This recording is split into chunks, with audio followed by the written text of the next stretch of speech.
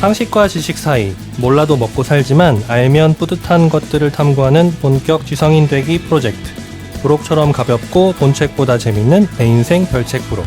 책보다 별책 부록. 안녕하세요. 안녕하세요. 자기소개 부탁드립니다. 묵묵히 뜻을 밝히는 묵사발입니다, 여러분. 여순 엿장수 맘대로 내 인생 내 맘대로 맘대로 살고 싶은 엿장수입니다. 알고 싶은 것도 많고 하고 싶은 것도 많은 아마존입니다. 반갑습니다. 안녕하세요. 저는 판도라예요. 반갑습니다, 여러분. 안녕하세요. 어떻게 잘 지내셨습니까? 아니요, 더워요. 너무 더워요. 뭐 재밌는 일 있었던 분? 재밌는 일이 좀 있었으면 좋겠네요.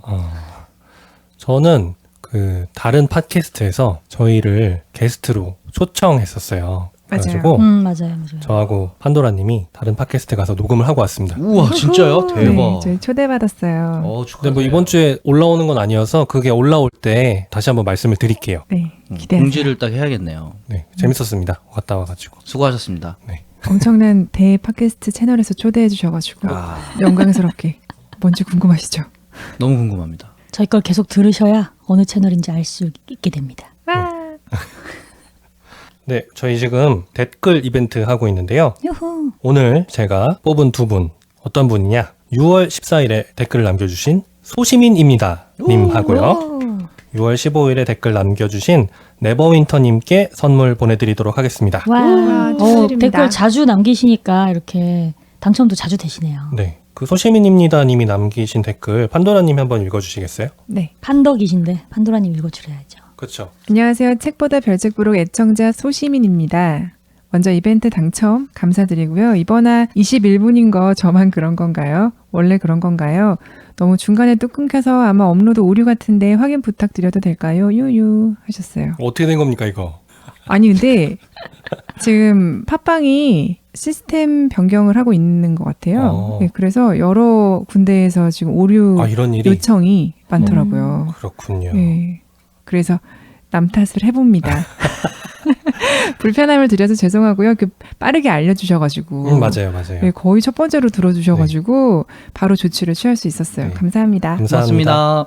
네버윈터님이 굉장히 길게 댓글을 남겨주셨어요. 저는 팟빵 댓글에 그렇게 글을 많이 쓸 수 있는지 이번에 네버윈터님 댓글을 보고 알게 됐습니다. 글자 수 제한이 없었던 거였어요, 여러분. 본인께서 체험하셨던 이걸 뭐라 해야 되지? 퇴치기. 벌레 퇴치기? 네. 경험담. 엄청 경험담 네. 길게 남겨주셔가지고 저도 경험이 하나 생각났어요. 그거 보고 어렸을 때 그 아파트 8층쯤에 살았는데 제 방에 불을 켜놓고 창문을 열어놓은 상태에서 그거를 모르고 밖에 나가 있다가 이제 밤에 들어온 거예요. 아, 벌레들을 초대하셨네요. 그렇죠. 그래서 제 방에 딱 문을 열고 들어갔는데 모기가 진짜 한 200~300마리? 와. 정말 하얀 도배지에 가득 있었어요. 와. 어머. 이건 도저히 어떻게 잡아야 되지라는 생각이 들더라고요. 그래서 이제 동생하고 이걸 어떻게 할까 하다가 이거는 벽지를 희생할 수밖에 없다. 우리가 최대한 벽지를 지키고 싶잖아요.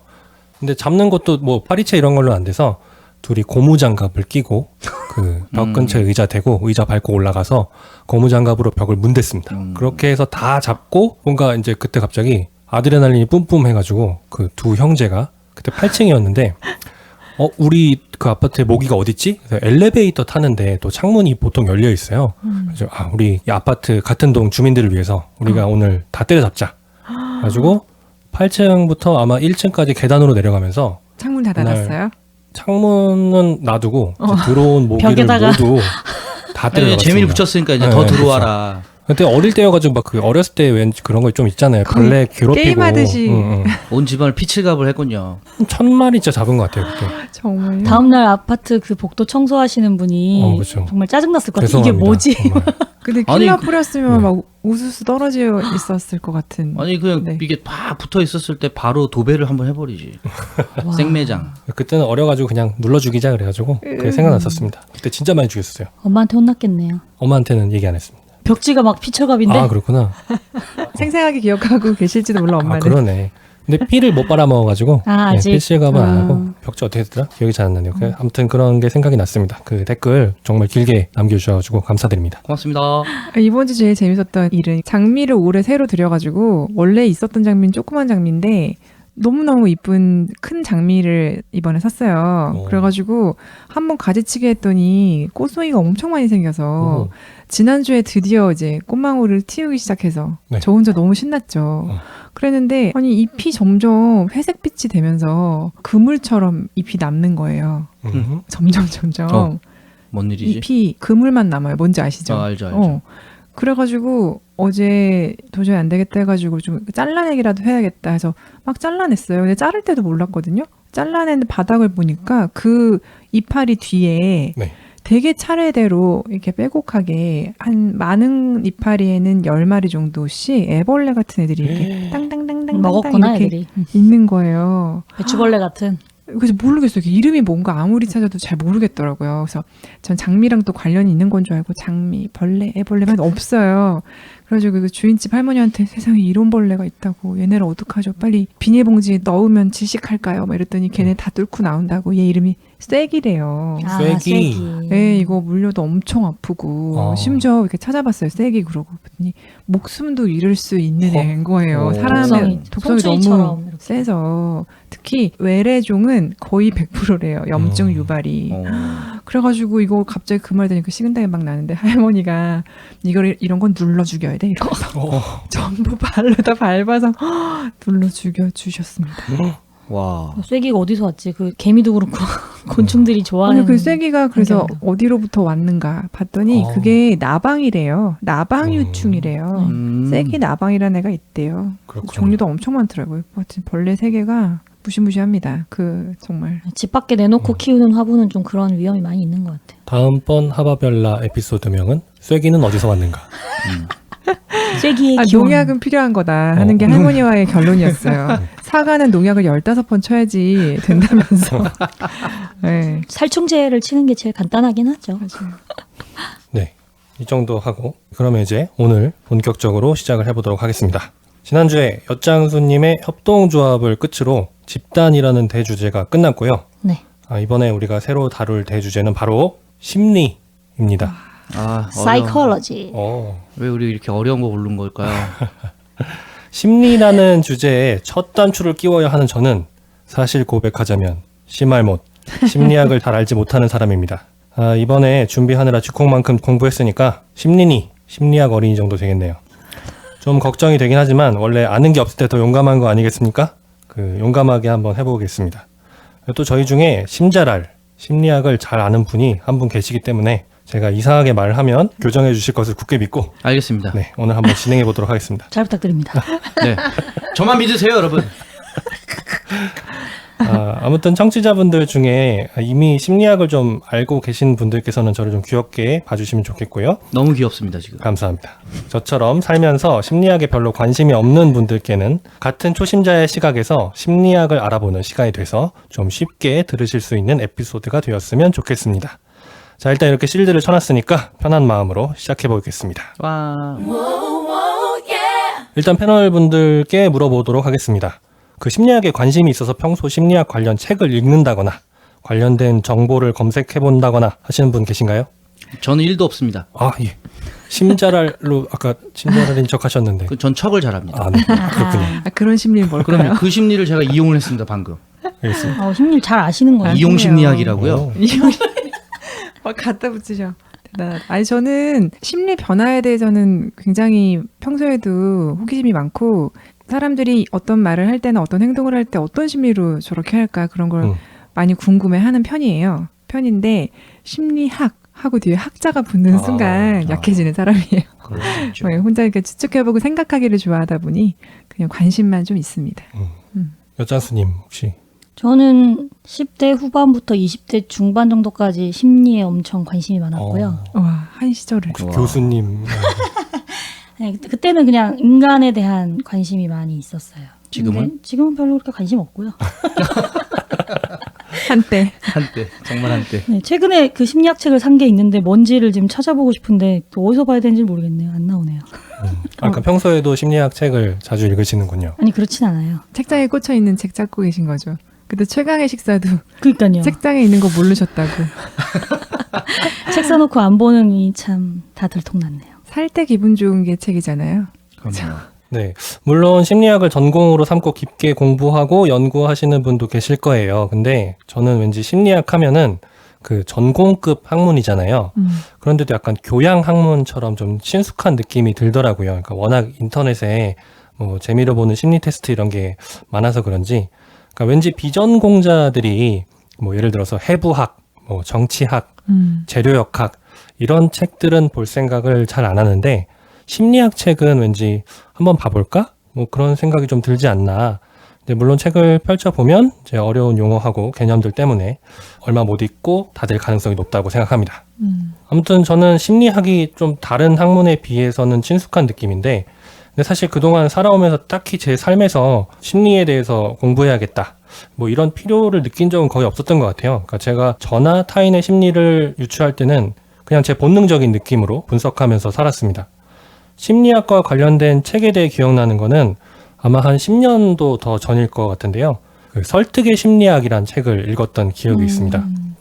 오래돼서 내용이 거의 기억나진 않는데 당시에 꽤 흥미롭게 읽었던 적이 있습니다. 그러니까 한 번 읽고 덮은 책인데도 아직 그 책에서 기억나는 게 두 가지 정도 있거든요. 하나는 대조 효과였나? 원하는 것보다 과장된 요청을 먼저 하고 그 상대방이 거절하면 처음보다 약해 보이는 요청을 한다. 그런 내용이 있었던 게 생각이 나요. 그러니까 예를 들어서 돈을 100만 원 정도 빌려야 한다고 했을 때 처음부터 나 100만 원 빌려줘 이렇게 하는 것보다 일단 2천만 원만 빌려줘 한 다음에 상대방이 거절하면 그러면 나 100만 원만 빌려줘 이렇게 해가지고 상대방에게 내 요구를 설득시키는 법. 아니면 이제 아주 나쁜 성적표를 받았을 때 이제 부모님한테 내가 죽을 병에 걸린 것처럼 말하다가 사실은 괜찮다고 한 다음에 근데 이번에 받은 성적이 좀 안 좋다 뭐 이런 식으로 얘기해가지고 성적 때문에 그 혼날 거를 좀 완화시킨다거나 그런 거 기억나고요. 저는 설득의 심리학 그 읽고서 네. 다 읽진 않고 이제 일부를 읽었는데 읽으면서 무슨 생각, 좀 반대의 생각을 했거든요. 그래요? 그러니까 이렇게 나에게 다가오는 사람들을 내가 경계해야겠다. 역시.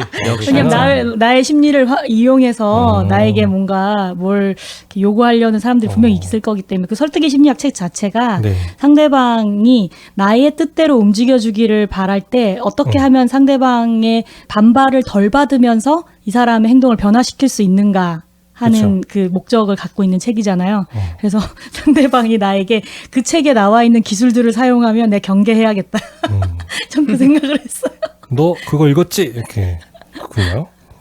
또 하나 기억나는 게 그 위급한 상황에서 누군가한테 도움을 요청할 때 사람을 구체적으로 지목하라 그런 게 있었어요. 그러니까 가령 길을 가다가 사람들이 모여 있어가지고 뭐지? 하고 딱 갔는데 누가 쓰러져 있는 거예요. 네. 근데 주변 사람들이 좀 구경만 하는 것 같다. 그래서 내가 적극적으로 도와줘야 되겠다라고 했다고 하면 근데 이제 막상 제가 딱 도우려고 갔더니 나 혼자만의 힘으로는 안 되는 거죠. 그래서 또 다른 누군가의 도움이 필요한데 그냥 누가 좀 도와주세요. 뭐 누가 좀 신고해 주세요. 이런 식으로 말하면 그 도움을 청하는 걸 듣는 사람의 주변에 많아도 어떤 개인에게 책임감이 부여되지 않기 때문에 실제로 신고하는 행동까지는 이어지지 않을 수도 있다는 거죠. 네. 근데 거기 파란 옷 입으신 분, 뭐 119에 신고 좀 해주세요. 뭐 거기 안경 쓰신 분, 저와 함께 부축 좀 해주세요. 이렇게 얘기하면은 듣는 사람이 좋던 싫던 이제 책임감이 부여가 되기 때문에 내가 원하는 도움 행동을 이끌어낼 수 있다는 거죠. 물론 지목한 사람이 거절할 수도 있지만 그러면 또 다른 사람을 지목해서 부탁을 한다던가 하는 방식으로 설득할 수도 있고요. 그러니까 아무튼 이때 설득의 심리학에서 이런 내용을 읽으면서 심리학을 알면 사는데 좀 도움이 되긴 하겠다라는 생각을 해봤습니다. 그 방금 말씀하신 부분은 안전교육 영상에 정말 많이 나와요. 그러니까 누가 쓰러졌을 때 그러니까 흉부 압박이나 심폐소생 전반적인 걸 설명한 이런 영상에 보면 그런 걸 하면서 정확하게 누군가를 지목해서 119에 신고해 주세요. 뭐 이렇게 산물을 가져다 주세요. 물수건 주세요. 뭐 이렇게 다리 좀 잡아주세요. 정확하게. 네, 그렇게 하라고 안전교육 영상 요즘은 다 그렇게 만들더라고요. 찝어서. 아마존님 2천만 원만 빌려주세요. 거절합니다. 그렇게 거절이 나면. 그럼 100만 원 주세요 해야지. 근데 이제 저쪽에서 저 100만 원은 있는데 이거라도 저는 거절하지 않겠습니다. 예스. 네, 알겠습니다. 근데 그거 읽고 또 딱히 뭐 그 뒤로 심리학에 관심을 가지지는 않았던 것 같아요. 근데 이번 대주제가 심리로 정해지지 않았습니까? 일단 심리학이 뭐지 해가지고 사전을 찾아봤습니다. 심리학, 생물체의 의식 현상과 행동을 연구하는 학문. 예전에는 형이상학 안에 포함되어 생각했으나 오늘날에는 실험과학의 경향을 띠고 있다. 사전 풀이를 보고 제가 한 생각은 어렵다. 이거는 전공한 사람들이 압축해서 써놓은 정의 같은 느낌이다 라는 생각이 들었습니다. 그래서 저 같은 심할못을 위해 아마존식 후려치기 들어갑니다. 심리학이 뭔지 4글자로 요약해드리겠습니다. 오. 저희 중에 심자랄께서 제가 잘 요약했는지 들어봐 주시기 바랍니다. 네. 제가 생각하는 심리학이란 4글자로 쟤 왜 저래? 입니다. 사람이건 동물이건 쟤가 왜 저렇게 행동하는지 알아보는 거죠. 거기에 여러 가지 관점을 가진 학파가 있는 거 아닌가. 그러니까 쟤 왜 저래? 아니면 나 왜 이래?도 될 수 있고요. 너 왜 그래? 이런 것도 괜찮을 것 같습니다. 어떻습니까? 훌륭합니다. 감사합니다. 성공. 부연 설명드리자면 아까 앞에 그 형이상학적인 부분과 이제 그 이후에는 좀 다른 여러 가지 부분이 합쳐졌다고 말씀하셨잖아요. 네. 형이상학이라는 것은 그러니까 심리학을 철학의 관점과 비슷하게 그러니까 보이지 않는 것을 탐구하는 학문이라고 생각해서 뭐 인문학에 가깝다고 생각들을 많이 했었어요. 근데 요즘은 대학에도 심리학과가 사회과학대학이나 아니면 외국 같은 경우에는 심리학과가 공학대학이랑 같이 이렇게 공부하는 경우도 되게 많다고 해요. 그리고 심리학을 실제로 공부를 하면 생물학이나 이런 걸 다 해야 돼요. 뭐 뇌과학 이런 것도 있잖아요. 그래서 심리학의 분야가 심리학이 아니라 이제는 인간학이라고 봐야 되지 않냐. 뭐 이렇게 얘기할 수도 있을 것 같아요. 네, 제 조수였습니다. 어떻습니까? 괜찮습니까, 심자랄님? 훌륭합니다. 네. 추가로 심리학이라는 말을 이해하는데 제 스스로 좀 도움이 된 생각이 있는데요. 제가 공대 공부를 할 때 저를 절망에 빠뜨린 공부가 있었습니다. 뭐였을까요? 심리학. 심리학은 교양 들을 생각도 안 했던 것 같아요. 아, 네. 네, 바로 물리학이었습니다. 고등학교 때까지는 괜찮았었거든요. 근데 이제 이게 이 일반 물리학 때부터 나 여기 잘못 왔나? 이런 생각이 들 정도로 어려웠어요. 그 공부를 열심히 해봐야지 하고 마음 먹었을 때 제일 절망적이었던 게 혹시 언제인지 아십니까? 저는 설명 읽고 문제 풀다가 잘 모르겠어가지고 풀이랑 답을 봤어. 근데 풀이를 봐도 이해가 안 되는 때 혹시 있지 않았어요? 그럼 진짜 절망적이죠. 그렇죠. 아무튼 공대 공부 처음 할 때 저한테는 물리학이 그랬습니다. 풀이를 봐도 잘 모르겠더라고요.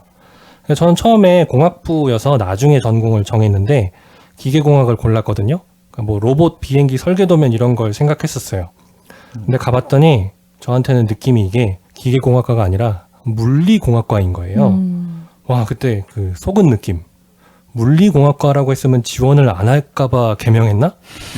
특히 저학년 때 배우는 과목들이 대부분 다 물리책 같았어요. 뭐 정력학, 동력학, 고체역학, 유체역학, 연력학. 아마 안 계시겠지만 혹시라도 이 방송을 청취하는 고등학생 중에 기계공학을 전공하고 싶으신 분들, 기계공학과 아닙니다. 물리공학과입니다. 물리 공부 열심히 해요. 본인이 물리랑 잘 맞는지 한번 생각해 보셔야 됩니다. 근데 이 얘기를 왜 하냐면 물리학 할 때 물리가 그 물건이나 사물에 대한 이해잖아요. 네. 또는 물질에 대한 이해라고 할 수도 있고, 저는 이번에 심리학의 개념을 생각하면서 물리가 뭔가 눈에 보이고 만질 수 있는 사물에 대한 이해고 심리가 마음에 대한 이해구나 이렇게 생각했어요. 자, 물리치료사, 볼 수 있고 만질 수 있는 몸을 치료하는 분이죠. 심리치료사 어떻습니까? 볼 수도 없고 만질 수도 없는 마음을 치료하는 분. 저는 심리학을 제가 공부했던 물리학에 대조되는 개념으로 생각해봤습니다.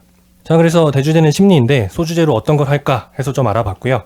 처음에는 저 같은 심할못, 심린이들을 위해서 개론을 하자. 그 내용을 요약한 거죠. 총론의 반대 개념. 초보자를 위해서 심리학 개론을 해야겠다 하고 검색을 해봤는데 유튜브에 심리학 개론 강의가 있었습니다. 특히 요새 오프라인 수업 대신에 그 온라인 강의 업로드하는 교수님들이 계시잖아요. 그래서 좀 봤는데 이게 한 학기분이 무려 1강에서 13강까지 있더라고요. 한 강의당 1시간에서 1시간 반. 올해 내내 하셔도 그렇죠. 거의 뭐 별책 부록 1화부터 13화 정도까지 분량을 해야 돼서 야, 이거 안 되겠다. 내용이 엄청 많은가 보다 해서 포기했습니다. 그 다음으로 할까 했던 게 인터넷에 많이 떠도는 간단한 심리 테스트. 그런 걸 좀 모아가지고 우리끼리 해보면서 그 선택과 결과에 대해 설명하는 걸 할까 했는데 이게 좀 선택한 거에 대한 결과 설명이 있긴 한데 왜 그렇게 설명을 하는지 찾기가 좀 어렵더라고요. 그러니까 예를 들어서 7가지 색상 중에 4가지를 순서대로 고르라고 했는데 왜 첫 번째가 잠재적인 성격이고 2번째가 과거, 3번째가 현재, 4번째가 미래인지 설명이 잘 안 되는 것 같더라고요.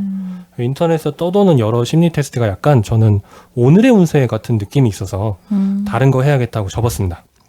그리고 또 이제 뭐 할까 검색해 보다가 우연히 긍정 심리학이라는 분야를 찾게 됐는데 이게 좀 땡기더라고요. 그래서 왠지 행복해지는 방법을 알려줄 것 같다는 느낌.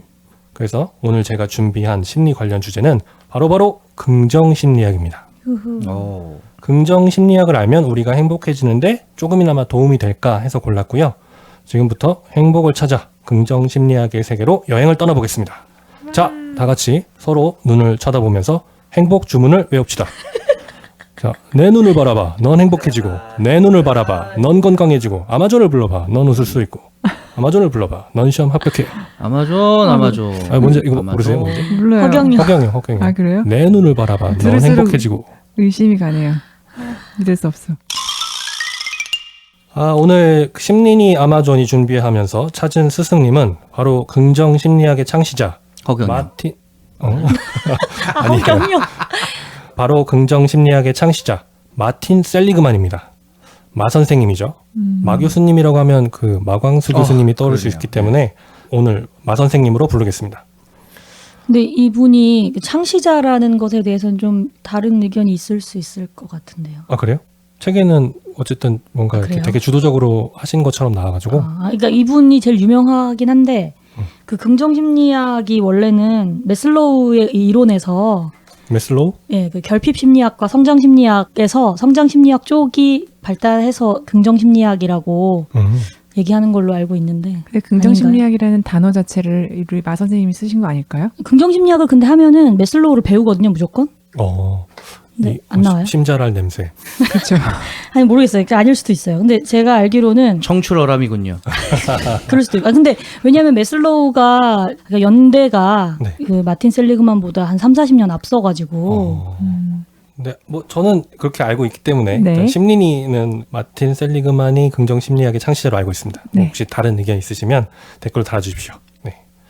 아, 그래서 마쌤, 마 선생님, 맞쌤. 마쌤이 쓰신 Authentic Happiness, 진정한 행복. 그러니까 요즘 말로 찐 행복이죠. 책의 부제가 Using the new positive psychology to realize your potential for lasting fulfillment. 나도 길다. 나네요. 풀필먼트. 네. 이번에 발음에 좀 신경 썼습니다. 그 주제와 부제를 합쳐서 번역하면 진정한 행복, 지속적인 성취의 잠재력을 실현하기 위해 새로운 긍정 심리학을 이용하는 것이 되겠습니다. 국내에는 마틴 셀리그만의 긍정 심리학으로 출판되어 있습니다. 책이 500쪽 조금 안 되는데 막 쉽게 읽히는 책은 아니었어요. 그러니까 중간중간 어려운 용어들도 있고 그 예시들이 좀 미국 사회와 관련된 것들이라 약간 이질적인 것도 있고 그래도 긍정 심리학 책을 읽는 거니까 왜 이렇게 안 읽혀 괜히 골랐나 하는 부정적인 생각보다는 이 책이 그래도 다른 심리학 책에 비해 좀 쉽게 쓰인 거겠지 라는 긍정적인 마음으로 긍정 심리학을 읽어보았습니다. 일단 긍정 심리학 처음에 딱 들으면 어떤 생각 드세요? 긍정적이네요, 아주. 행복, 그렇죠. 즐거움. 네, 저는 처음에 아니 긍정 심리학이라니 그럼 부정 심리학도 있나? 그런 생각을 해봤어요. 그러니까 책을 읽어보니까 부정 심리학이 따로 있다기보다는 2차 세계대전 이후 약 50년 동안 심리학은 주로 사람의 불행을 해결하고자 부정적인 정서에 초점을 맞춰 연구를 해왔다는 겁니다. 그러니까 마 선생님 이야기로는 2차 대전 이후부터 2000년까지의 심리학이 인간의 부정적인 측면을 주로 연구했는데 이제 부정적인 연구만 할 게 아니라 긍정적인 측면도 연구해야 한다는 의미에서 긍정 심리학이라고 명명한 거죠. 책의 프롤로그를 제가 요약해봤습니다. 심리학은 지난 50년간 정신질환이라는 주제에 매진해 불행을 완화하는 데 주력했고 우울증, 정신분열증, 알코올 중독 등 여러 정신질환을 치유하는 성과를 거두었다. 이제는 삶을 불행하게 하는 부정정서가 아닌 긍정정서에 대해 연구하여 행복한 삶을 추구해야 할 때이다.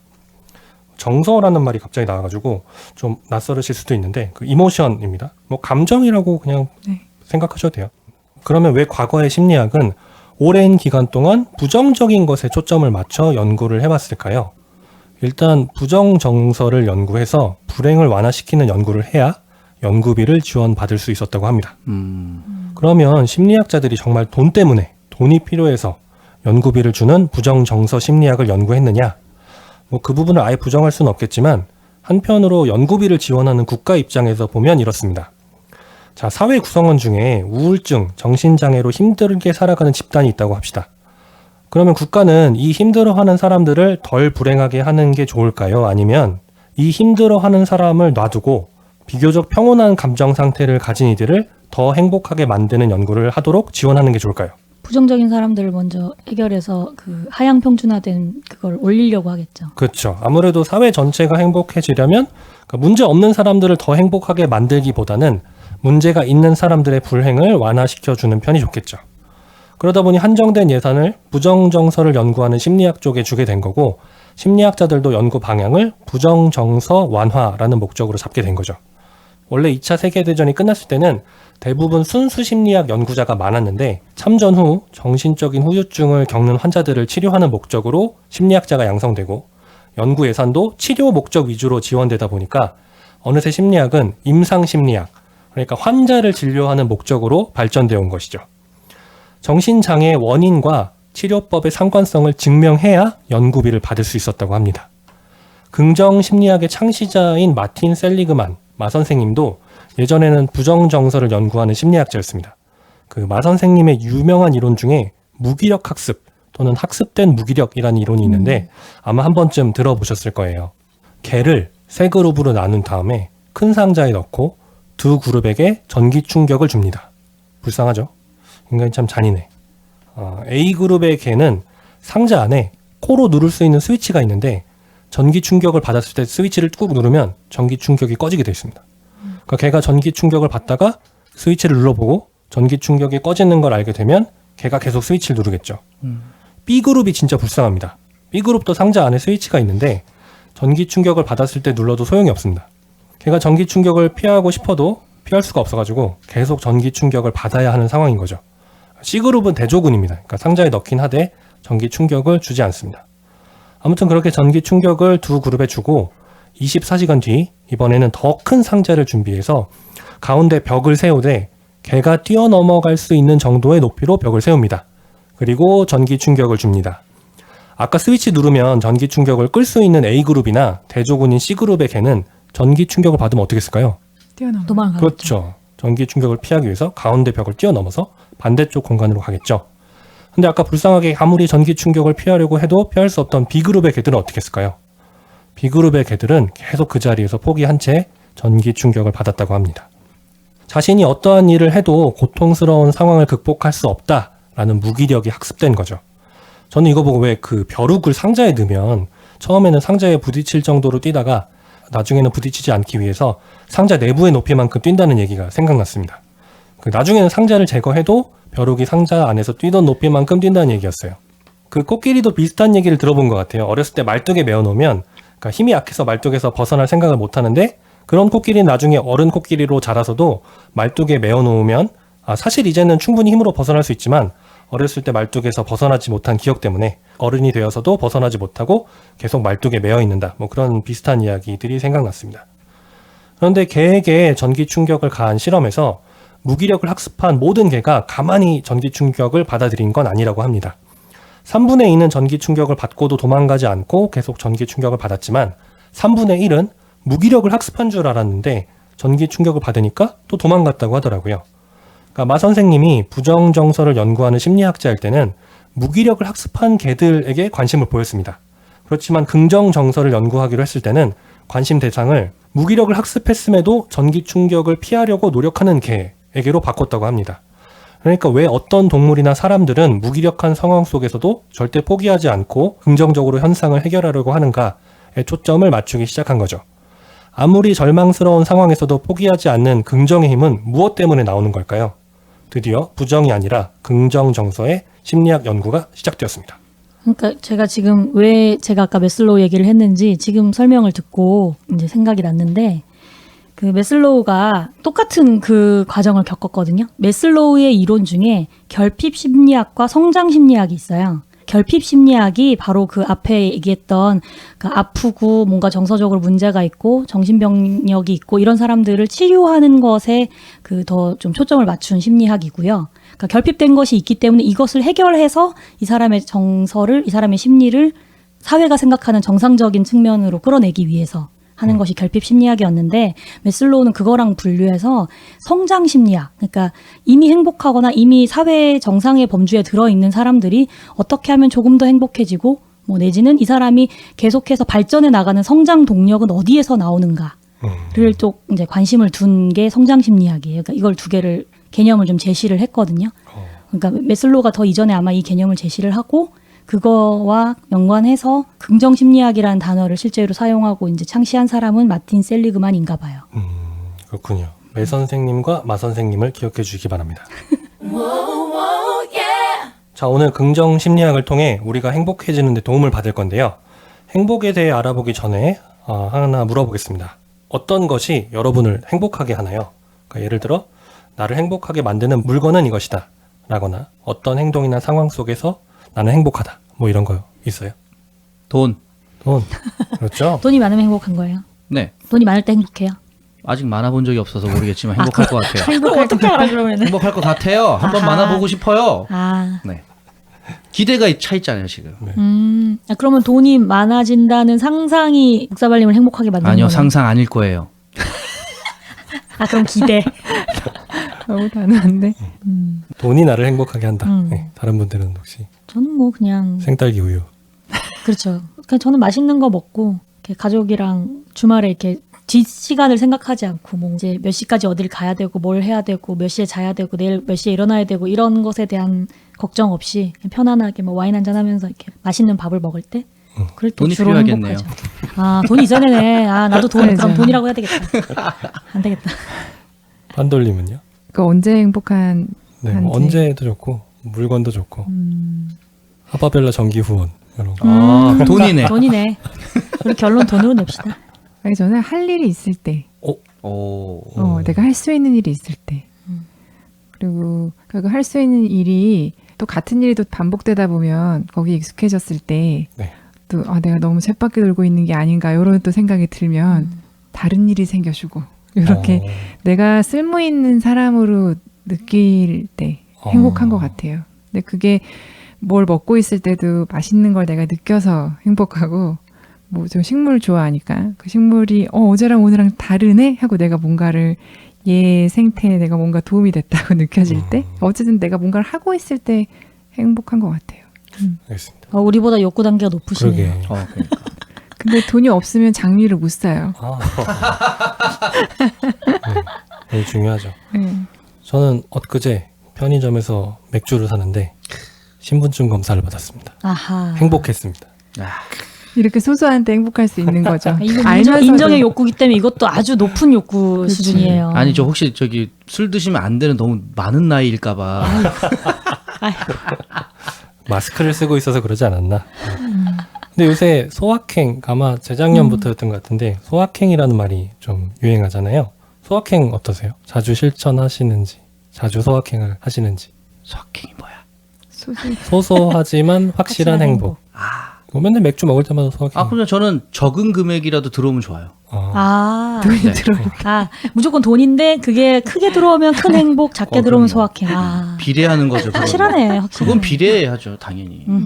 제가 맥주를 4캔을 마시고 싶은데 2,500원만 있으면 어떡해요? 국산 맥주를 먹어야 되고. 이런 거죠. 그러니까 만 cc를 마시면 더 좋겠지만 한 모금만 마셔도 술은 행복하다. 뭐 이런 거죠. 소소한 행복. 브라보. 소확행 막 안 좋게 보는 분들 이런 얘기도 하더라고요. 그러니까 소확행이라는 말이 그 요새 청년 세대들이 그러니까 연애, 취업, 결혼, 출산, 내 집 마련 이런 거 좀 포기했다 이런 얘기 있잖아요. 그러니까 미래의 큰 행복이 어려우니까 그냥 미리 포기하고 일상의 행복으로 대신하자.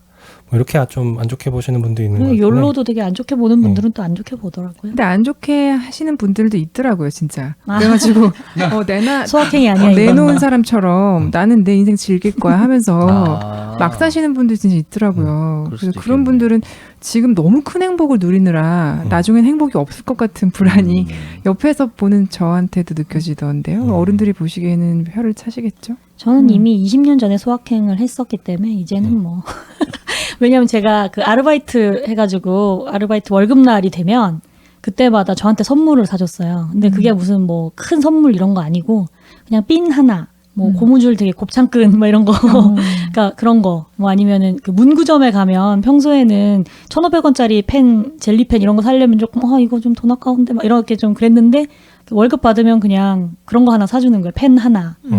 그럼 되게 행복하더라고요. 맞아. 조금씩 기준은 다른데 자기만의 소확행은 확실히 있는 것 같아요. 자본주의 심리학이네 오늘. 그쪽으로 몰아가시는데. 저는 대확행 되게 좋아하거든요. 크고 확실한 거. 막 뭐 경연대회 나가서 막 상 타고 막 뭐지 막 밴드를 만들 수 없을 것 같은 불모지에서 막 개척해서 밴드 만들어서 막 공연하고. 근데 소확행도 되게 좋아해요. 근데 그런 거를 소확행이라고 인지하지 않고 그냥 좋다 이렇게 했는데 그런 말이 어느새 유행하더라고요.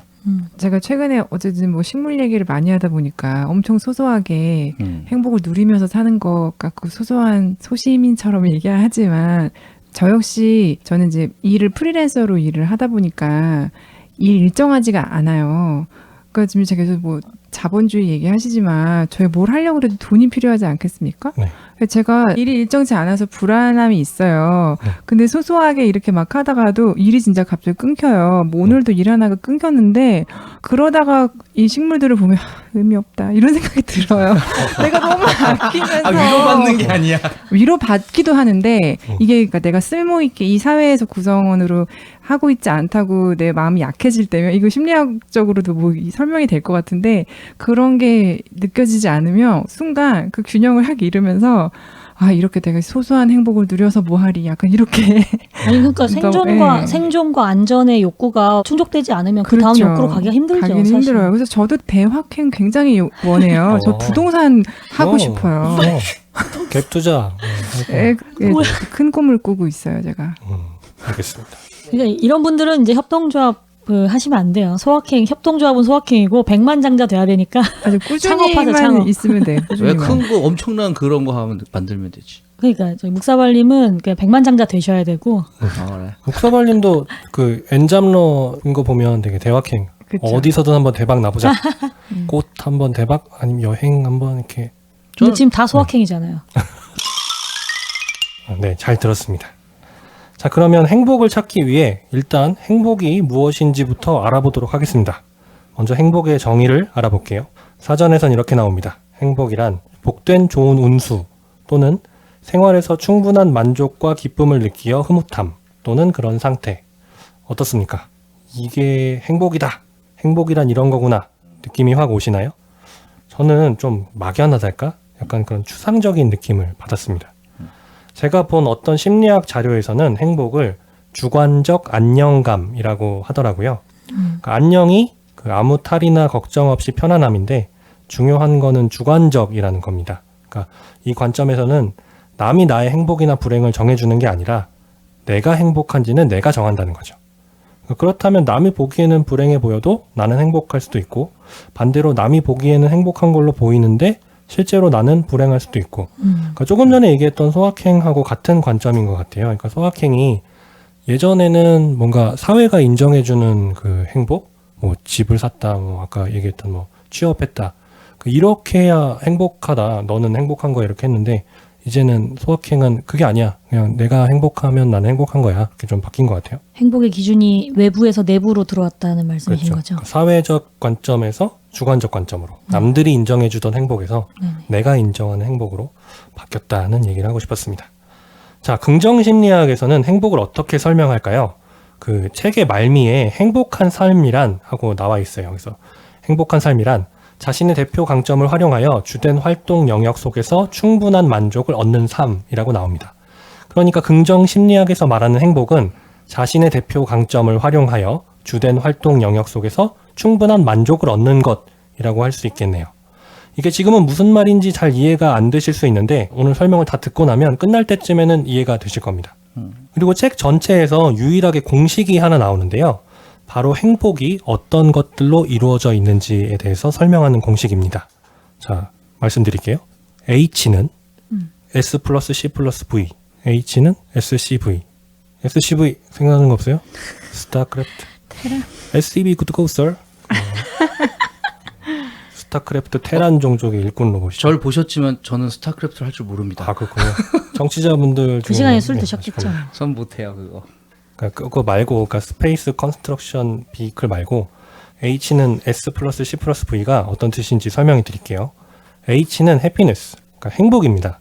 단순히 그냥 행복이라기보다는 지속적인 행복의 수준이라고 합니다. 그러니까 반대되는 건 순간적인 행복인데, 그러니까 순간적 행복은 뭐 초콜릿, 코미디, 안마, 찬사, 꽃 등과 같은 것들로 쉽게 행복감을 느끼게 해줄 수 있는 순간적으로 솟구쳤다가 사라지는 행복을 말합니다. 아무튼 이 공식에서 말하는 H 행복은 지속적인 행복을 말하는 거예요. 이렇게 순간적으로 없어지는 게 아니고. 그러면 지속적인 행복은 S 플러스 C 플러스 V인데, S는 set point, 그러니까 이미 설정된 행복을 말합니다. 이 S에 대해서 읽어보면 좀 허무할 수도 있는데, 짧게 요약하자면 유전적으로 이미 행복한 정도를 타고난다는 얘기입니다. 그러니까 내가 남들보다 행복감을 더 또는 덜 느끼면서 살아가는 게 유전자 때문이라는 얘기죠. 타고나길 낙천적인 사람들 있잖아요. 그렇죠. 덜 행복한 유전자를 가진 사람은 복권에 당첨돼도 순간적으로는 기쁘지만 이내 타고난 행복 레벨로 돌아간다고 합니다. 복권이 당첨돼보고 싶다. 그걸 알아보기 위해서. 5,000원짜리라도. 5,000원 갖고는 안 된대잖아요. 큰 돈이래잖아요. 알겠습니다. 복권은 1등밖에 없는 거 아니에요? 야, 1등만 기억하는 저런. 그럼요. 자, 그러니까 S는 짧게 말하면 타고난 행복이에요. 타고난 행복. 유전적인 행복의 수치네요. 그렇죠. C는 condition of living, 그러니까 삶의 상황입니다. 돈, 결혼, 나이, 건강, 교육, 날씨, 인종, 성별, 종교들로 인해서 얻을 수 있는 행복을 말합니다. 돈은 많으면 많을수록 행복할 것 같잖아요. 근데 연구 결과 어느 일정 정도 이상부터는 돈이 행복에 크게 영향을 주지는 않는다고 합니다. 그러니까 연봉이 1억인 사람보다 연봉 10억인 사람이 10배 행복하고 이렇지는 않다는 거죠. 그러니까 부유한 나라가 무조건 가난한 나라보다 행복할 것 같은데, 그 행복한 나라 순위 이런 거 찾아보면 그러니까 우리나라보다 경제 수준이 낮은 나라인데도 그 나라 국민이 대한민국 국민보다 더 행복한 것으로 그 순위가 나오는 나라들이 많이 있더라고요. 나이 어떻습니까? 젊을수록 더 행복하고 늙을수록 불행할까요? 아유, 많을수록 행복하죠. 나이요? 네. 아, 그래요? 한 해 한 해 더 행복해지시겠어요. 그럼요. 그냥 사람들이 일반적으로 생각하기에는 젊어야 행복하지 이렇게 그렇게 생각하는데 딱히 그렇지도 않다 하고 연구 결과가 나왔다고 합니다. 뭐 조금의 차이는 있을 수 있겠죠. 뭐 약간 젊으면 조금 더 행복한다든가. 나이도 그러니까 크게 뭐 행복에 영향을 주는 건 아니다. 그리고 건강은 평소에는 크게 행복에 영향을 주지 않을 것 같은데, 아무래도 건강을 잃게 되면 좀 행복도가 떨어질 수 있겠죠. 그럼요. 건강이 조금 영향을 줄 것 같고. 건강해야 돼. 교육, 날씨, 인종, 성별, 뭔가 교육을 많이 받을수록, 날씨가 좋은데 살수록 흑인이 백인보다, 남자보다 여자가 행복할 것도 같지만 큰 차이는 없다고 합니다. 마지막으로 종교에 대해서 한번 이야기해 보겠습니다. 우리가 또 다 예수쟁이 아니겠습니까? 예수쟁이. 어때요? 이렇게 종교 그냥 허밍을 하는 겁니까? 전에도 뭐 그런 거 했던 것 같은데. 그런가? 네, 예수쟁입니다. 저희는. 네. 어떠세요? 종교가 사람을 행복하게 해줄 수 있을까요? 저는 될 수 있다고 믿어요. 네, 네. 저도 도움 된다고 어떤 점에서? 확신합니다. 뭐 그냥 느낌적인 느낌으로만 하기에 좀 아쉽다면, 저는 듣는 내내 제가 언젠가 봤던 책이 자꾸 생각이 났어요. 그 최인철 교수님이 쓰신 책 중에서 군 라이프라는 책이 있어요. 거기서도 행복에 대한 단어에서부터 이야기를 하거든요. 과연 행복이 뭔가, 우리가 행복을 너무 우연히 나타나는 무언가로 바라고 있지 않나, 언젠간 행복해질 거야, 이렇게. 근데 거기에서 요점으로 얘기를 하시는 게 의미 있는 삶, 그러니까 의미를 찾는 삶, 그 의미에 대한 말씀을 되게 많이 하셨고 동의가 많이 됐거든요.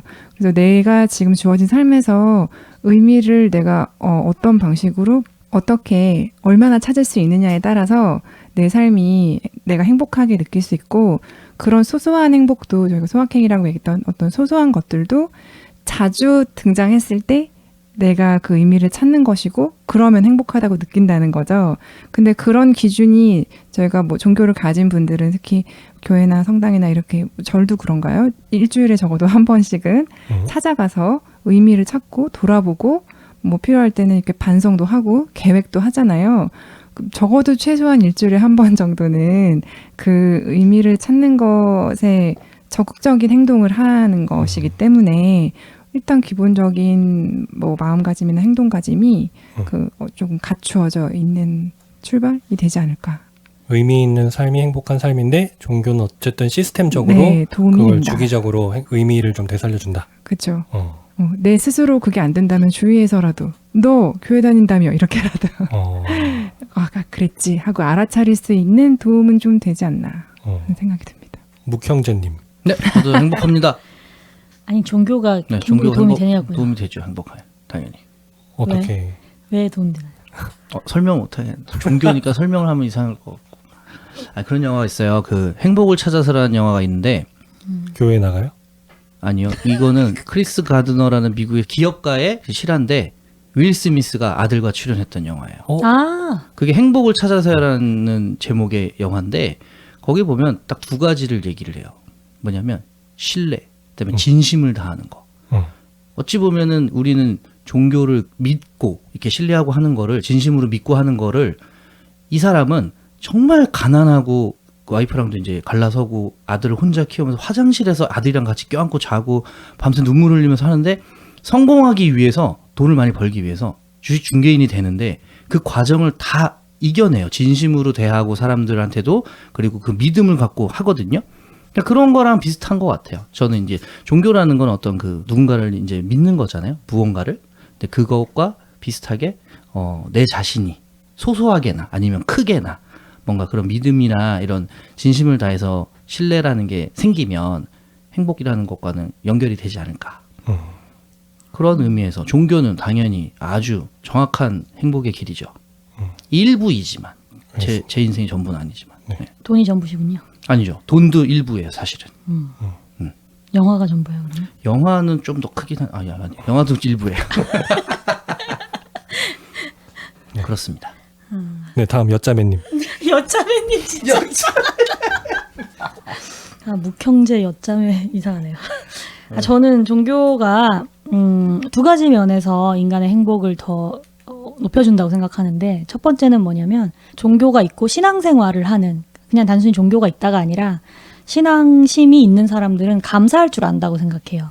물론 100%는 아닐 거예요. 아마 그렇겠지만 왜냐하면 그 신앙생활을 하다 보면 나의 존재 자체가 내가 잘나서 내가 태어나서 나오고 막 내가 이 세상에 어떻게 뭐 노력해서 이렇게 한 거 했다기보다 나의 존재 자체가 누군가의 창조주가 있다거나 혹은 나를 누군가 다 알고 있는 누군가가 있다거나 뭐 이런 이제 뒷배가 생기는 거죠. 네, 그렇다 보니까 내가 가진 것이나 내가 뭐 하고 있는 것들에 대해서 내가 잘나서 얻은 것이 아니라 거저 주어진 것이 있다는 것을 안다고 생각해요. 그래서 감사할 줄 안다. 그런 면에서 하나는 행복감이 높아진다고 생각하고요. 그러니까 모든 것이 감사한 거죠. 그냥 별로 작은 것일지 몰라도 그것이 나에게 주어졌다는 것 자체가 감사한 삶이 될 수 있다고 생각하고요. 예를 들어 아침에 눈을 딱 뜨고 일어났을 때 내가 일어났다라기보다 오늘도 새로운 하루를 주셨구나. 뭐 그런 감사하다. 느낌이죠. 네. 뭐 좋은 사람들 만나도 나에게 이런 만남이 허락되는구나 라던가 그러니까 뭐 그게 또 수동적인 느낌하고는 다른데 아무튼 작은 것에서부터 감사하는 거를 연습을 많이 하는 것 같아요. 신앙생활을 하다 보면. 그리고 또 하나는 뭐냐면 이거는 이제 나에게서 그 아까 긍정적인 어떤 감사할 수 있는 부분 말고 부정적인 부분도 많잖아요. 왜 나에게 이런 일이 생기고 뭐 이런 인생을 살다 보면 안 좋은 일도 많잖아요. 긍정심리학과 반대되는 그런 걸 있을 때 그런 것들을 넘어갈 힘이 생긴다고 생각하거든요. 근데 그런 것의 아주 큰 부분 중에 하나는 많은 종교가 채택하고 있는 내세관. 이 삶이 끝이 아니다.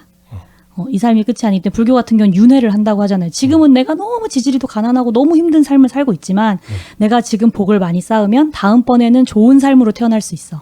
버텨라. 뭐 라던가 그다음에 지금 내가 살고 있는 곳에서 이 삶이 끝이 아니라 앞으로 내가 영원한 삶으로 들어가야 하기 때문에 그리스도교 같은 경우는 영원한 삶으로 들어가야 하기 때문에 그 삶을 바라보고 사는 거잖아요. 희망을 주네요. 네, 그러니까 희망적이라는 거죠. 그래서 당연히 좀 행복감이 높아지지 않을까. 저는 그렇게 생각을 합니다. 아멘. 할렐루야! 네, 방금 엿장수님이 말씀하신 것처럼 책에서도 종교인이 비종교인보다 삶에 만족하고 더 행복해한다는 연구 결과가 꾸준히 나오고 있다고 합니다. 근데 그런 건 있어요. 행동주의 심리학, 전 잘 모르는데 내면 정신보다는 나타난 행동을 관찰하고 해석해서 심리를 파악하려는 입장.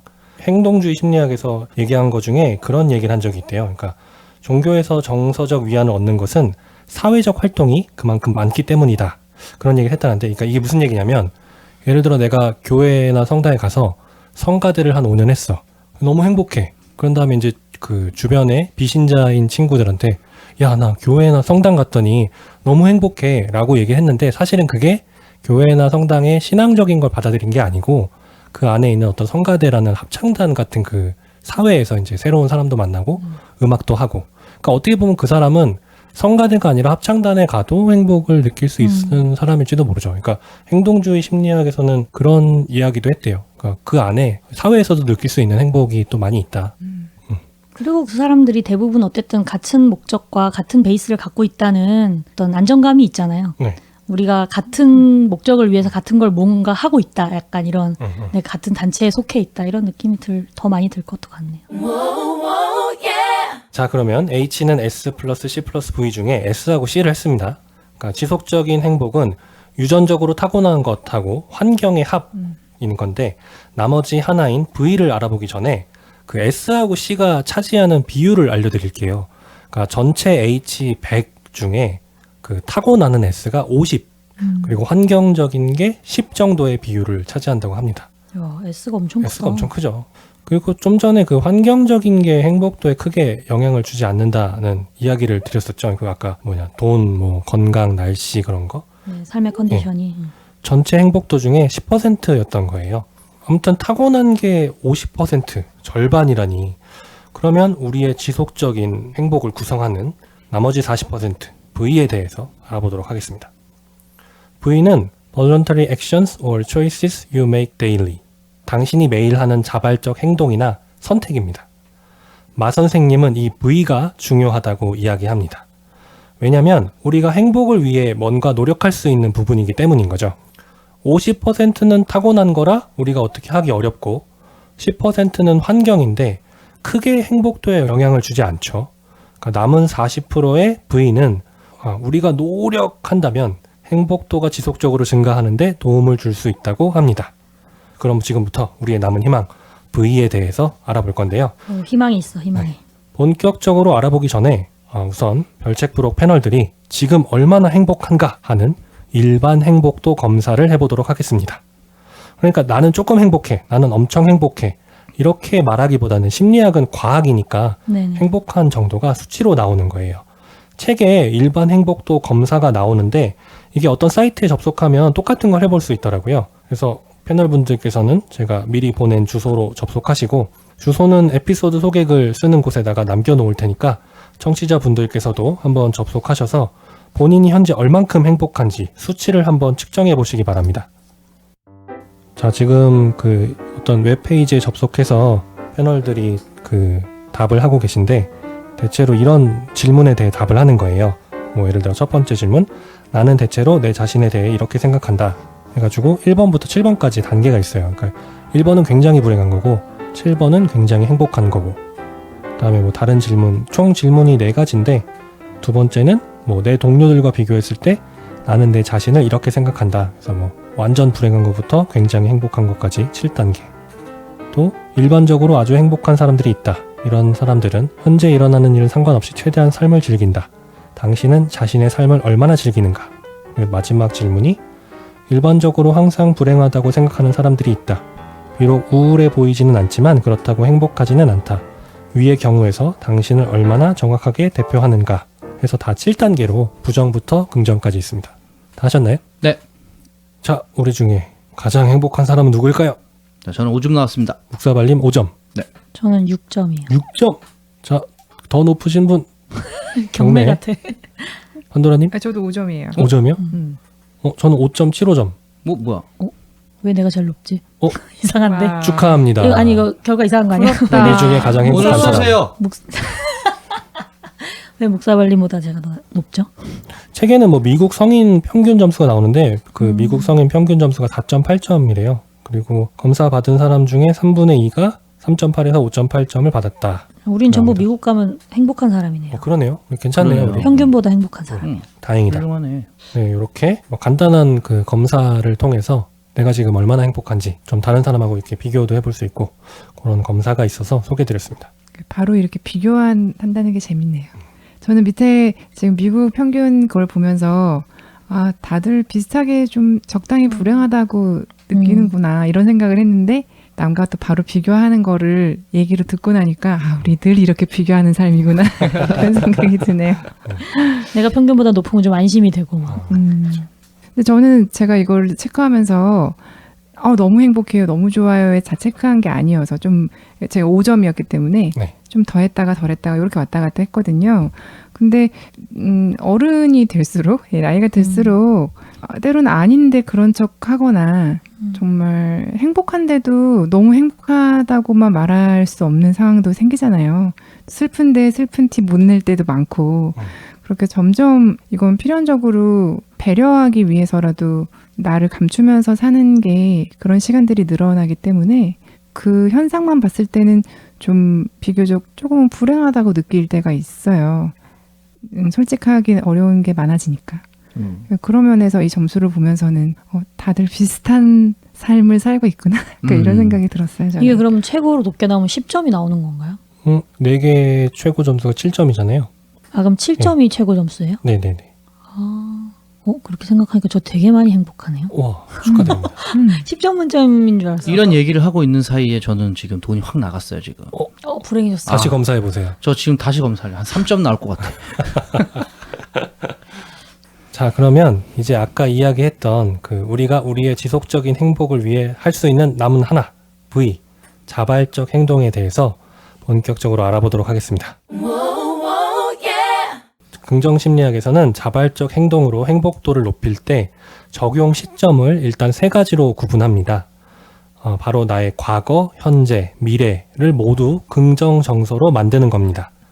쉽게 말해서 나의 과거나 현재나 미래를 생각했을 때 뭔가 부정적인 느낌이 있다면 노력을 통해서 나의 과거, 현재, 미래를 긍정적으로 바꾸는 것이죠. 자, 우선 우리의 과거를 긍정적으로 만들어 봅시다. 과거에 대해서 3가지를 할 건데요. 뭐냐면 1번, 어린 시절의 경험이 실제로 성인기의 삶에 거의 또는 전혀 영향을 미치지 않는다는 놀라운 사실을 깨닫기. 그리고 2번, 감사. 3번, 용서입니다. 1번부터 가볼게요. 왜 그런 이야기 혹시 들어보신 적 있어요? 내 안에 상처받은 작은 아이. 그러니까 쉽게 이야기하면 내가 지금 성인이 돼서 어떤 정신적인 문제를 겪는 원인이 내가 어렸을 때, 심지어 내가 기억하지도 못할 정도로 어릴 때 겪은 어떤 트라우마 때문이다 라는 이야기인 거죠. 아마 유명한 심리학자 프로이트나 융의 정신분석학, 분석심리학이 이런 접근의 시작으로 볼 수 있을 것 같습니다. 마 선생님은 책에서 이렇게 이야기합니다. 프로이트의 정신분석학은 심리상담과 정신치료가 이루어지는 곳곳마다 파고 들어간다. 그곳에는 자신의 정체성을 형성해온 부정적인 충동과 사건을 찾느라 자신의 과거를 들쑤셔야 하는 환자들이 있다. 그 결과 빌 게이츠의 경쟁력이 자신의 아버지를 능가하려는 욕망으로 둔갑하고 다이애나 영국 황태자비가 대인지뢰 반대운동에 참여한 것은 찰스 황태자를 비롯한 왕족에 대한 증오심을 승화시킨 소산이 된다. 네. 또 이런 예시도 있었습니다. 프랭클린 루즈벨트 미국 대통령의 부인 엘리너는 흑인, 빈민, 장애인을 돕는데 일생을 헌신했다고 합니다. 훌륭하죠? 그런데 평범한 시대는 없다라는 책에서 영부인이 이렇게 행동한 이유를 어머니의 나르시시즘과 아버지의 알코올 중독에 대한 보상 심리로 분석했다고 합니다. 좀 너무 부정적이죠. 해석을 하는데. 좋은 일 해도 다 그게 나쁜 거래. 그런 데서 찾았다는 거예요. 예전에 심리학들이. 그런데 마 선생님은 이런 연구를 볼 때 유아기 때 받은 깊은 상처가 어른이 되었을 때 성격 형성에 영향을 미친다고 해도 그것은 아주 작을 뿐이라고 말합니다. 그러니까 성인이 겪는 정신적 장애가 어렸을 때 불행한 경험 때문은 아니라는 거죠. 오히려 유전적인 영향이 더 크다고 합니다. 그러니까 예를 들어서 어려서 입양된 사람이 성인이 되었을 때 보니까 자신이 어릴 때 실제로 영향을 길러준 부모보다 친부모의 성격과 더 닮아 있더라는 거죠. 성인이 돼서 봤을 때. 그래서 마 선생님께서는 이렇게 이야기합니다. 어린 시절의 경험이 실제로는 성인기의 삶에 거의 또는 전혀 영향을 미치지 않는다는 이 놀라운 사실을 깨닫는 것만으로도 과거에서 자신을 해방시킬 수 있다. 조금 더 부연 설명하자면 심리치료 이런 거 가면 그런 걸 좀 찾으려고 하지 않나요? 상담 같은 거 해보면 뭔가 어렸을 때 가정에서 겪은 문제가 뭐 있는지 그런 관점인 것 같아요. 근데 그게 사실은 내 성인 삶에 크게 영향을 끼치지 않더라 하는 거를 이제 마 선생님이 이야기해 주는 거고요.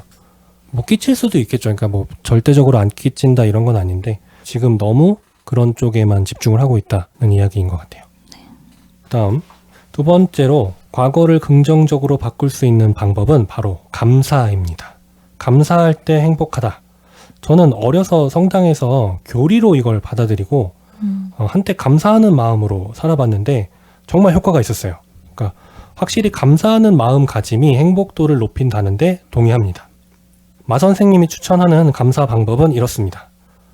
일단 자신의 삶에서 긍정적인 영향을 주어서 가장 고마운데 아직 제대로 감사 인사를 하지 못한 사람을 한 명 생각합니다.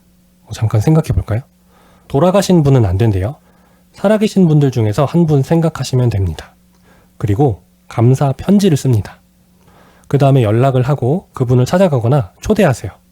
내가 당신에게 감사 편지를 읽어주려고 한다 이런 말은 하지 마시고 그냥 보고 싶어서 같은 일상적인 목적이라고 설명한 뒤에 만나는 겁니다. 그러니까 일종의 서프라이즈인 거죠. 그 다음에 만나서 상대방의 눈을 바라보고 감정을 실어 감사 편지를 읽어주라고 합니다. 저도 실제로 시도해보기는 좀 부끄러울 것 같은데 책에서는 감사를 전하는 사람이나 받는 사람이나 굉장히 행복해지는 효과가 있다고 합니다. 혹시 해볼 생각이 있으시면 한번 해보시고 좀 알려주시면 좋겠습니다. 그 결혼식 같은 데 가면 가끔 그런 경우 있어요. 이렇게 부모님께 편지 써가지고 네네네. 막 눈물바다 되고. 그렇죠. 근데 그게 보는 사람도 막 이렇게 울컥하면서 기분이 확 좋아지고 좋아진다고 말하면 좀 그렇지만 좀 뭉클해지잖아요. 맞아. 본인들은 의도하진 않았지만 이 감사 편지의 역할을 한 거네요. 그러네요. 제 친누나 결혼할 때 했어요? 편지 읽어주고 감사라는 노래를 불렀습니다. 우와. 펑펑 울었나요? 난리가 났었죠, 식장이. 와. 잠깐 중단됐어요. 오. 노래를 너무 못해가지고 웃겨가지고. 농담이고. 어쨌든 행복하게 해줬네요. 네. 저처럼 그게 좀 부끄러울 것 같으면 또 다른 방법도 있습니다. 감사 일기를 쓰는 거죠. 자기 전에 오늘 감사했던 일에 대해서 적어보는 겁니다. 처음에는 어색하지만 2주 정도만 해보면 익숙해진다고 합니다. 효과는 우울증 증상을 보이는 50명이 감사 일기를 쓴 후 무려 47명이 덜 우울하고 행복해졌다고 합니다. 대단하죠? 저도 이거 발제 준비하면서 한 닷새 정도 해봤거든요. 그러니까 자기 전에 3가지 정도 짧게 뭐뭐 감사했다라고 적어봤어요. 근데 좀 효과가 있는 것 같아요. 기분이가 좋았습니다. 그래서 한번 해보시기를 추천합니다. 자, 3번째 용서입니다. 과거 나에게 잘못한 사람 용서하기가 쉽지 않죠.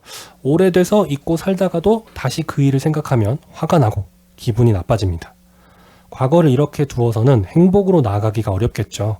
책에서는 리치, REACH 라는 방법을 통해서 용서에 이르는 5단계를 설명합니다. R은 recall, 자신이 받은 상처를 돌이켜 기억하는 것입니다.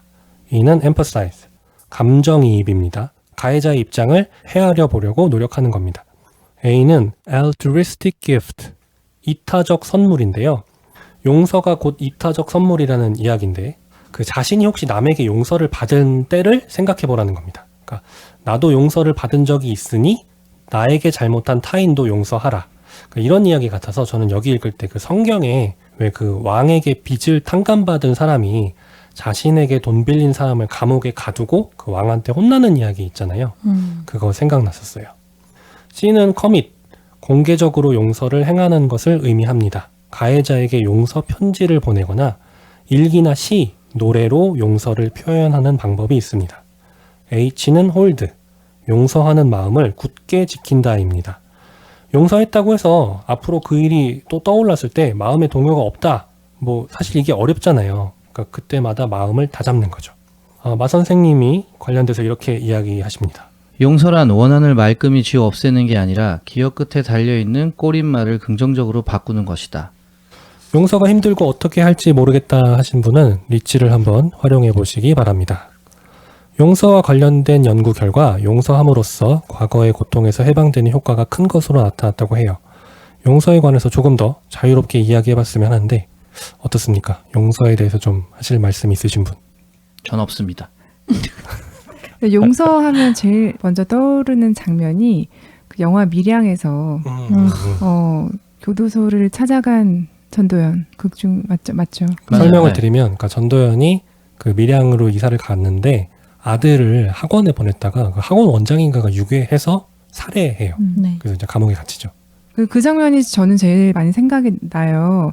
내가 전도연 그 여자 주인공이었다면 주인공. 어떤 기분이었을까를 모두에게 인상적이었던 장면이겠죠? 근데 살면서 종종 그때 장면 생각나요. 뭐 누군가를 용서해야 될 상황이 생길 때마다 그때가 생각이 나나 봐요. 저 임팩트가 되게 있었나 봐요. 인상적이었나 봐요. 그러니까 내가 살인범을 아직 용서하지 않았는데 용서할 마음으로 갔어요. 그렇죠.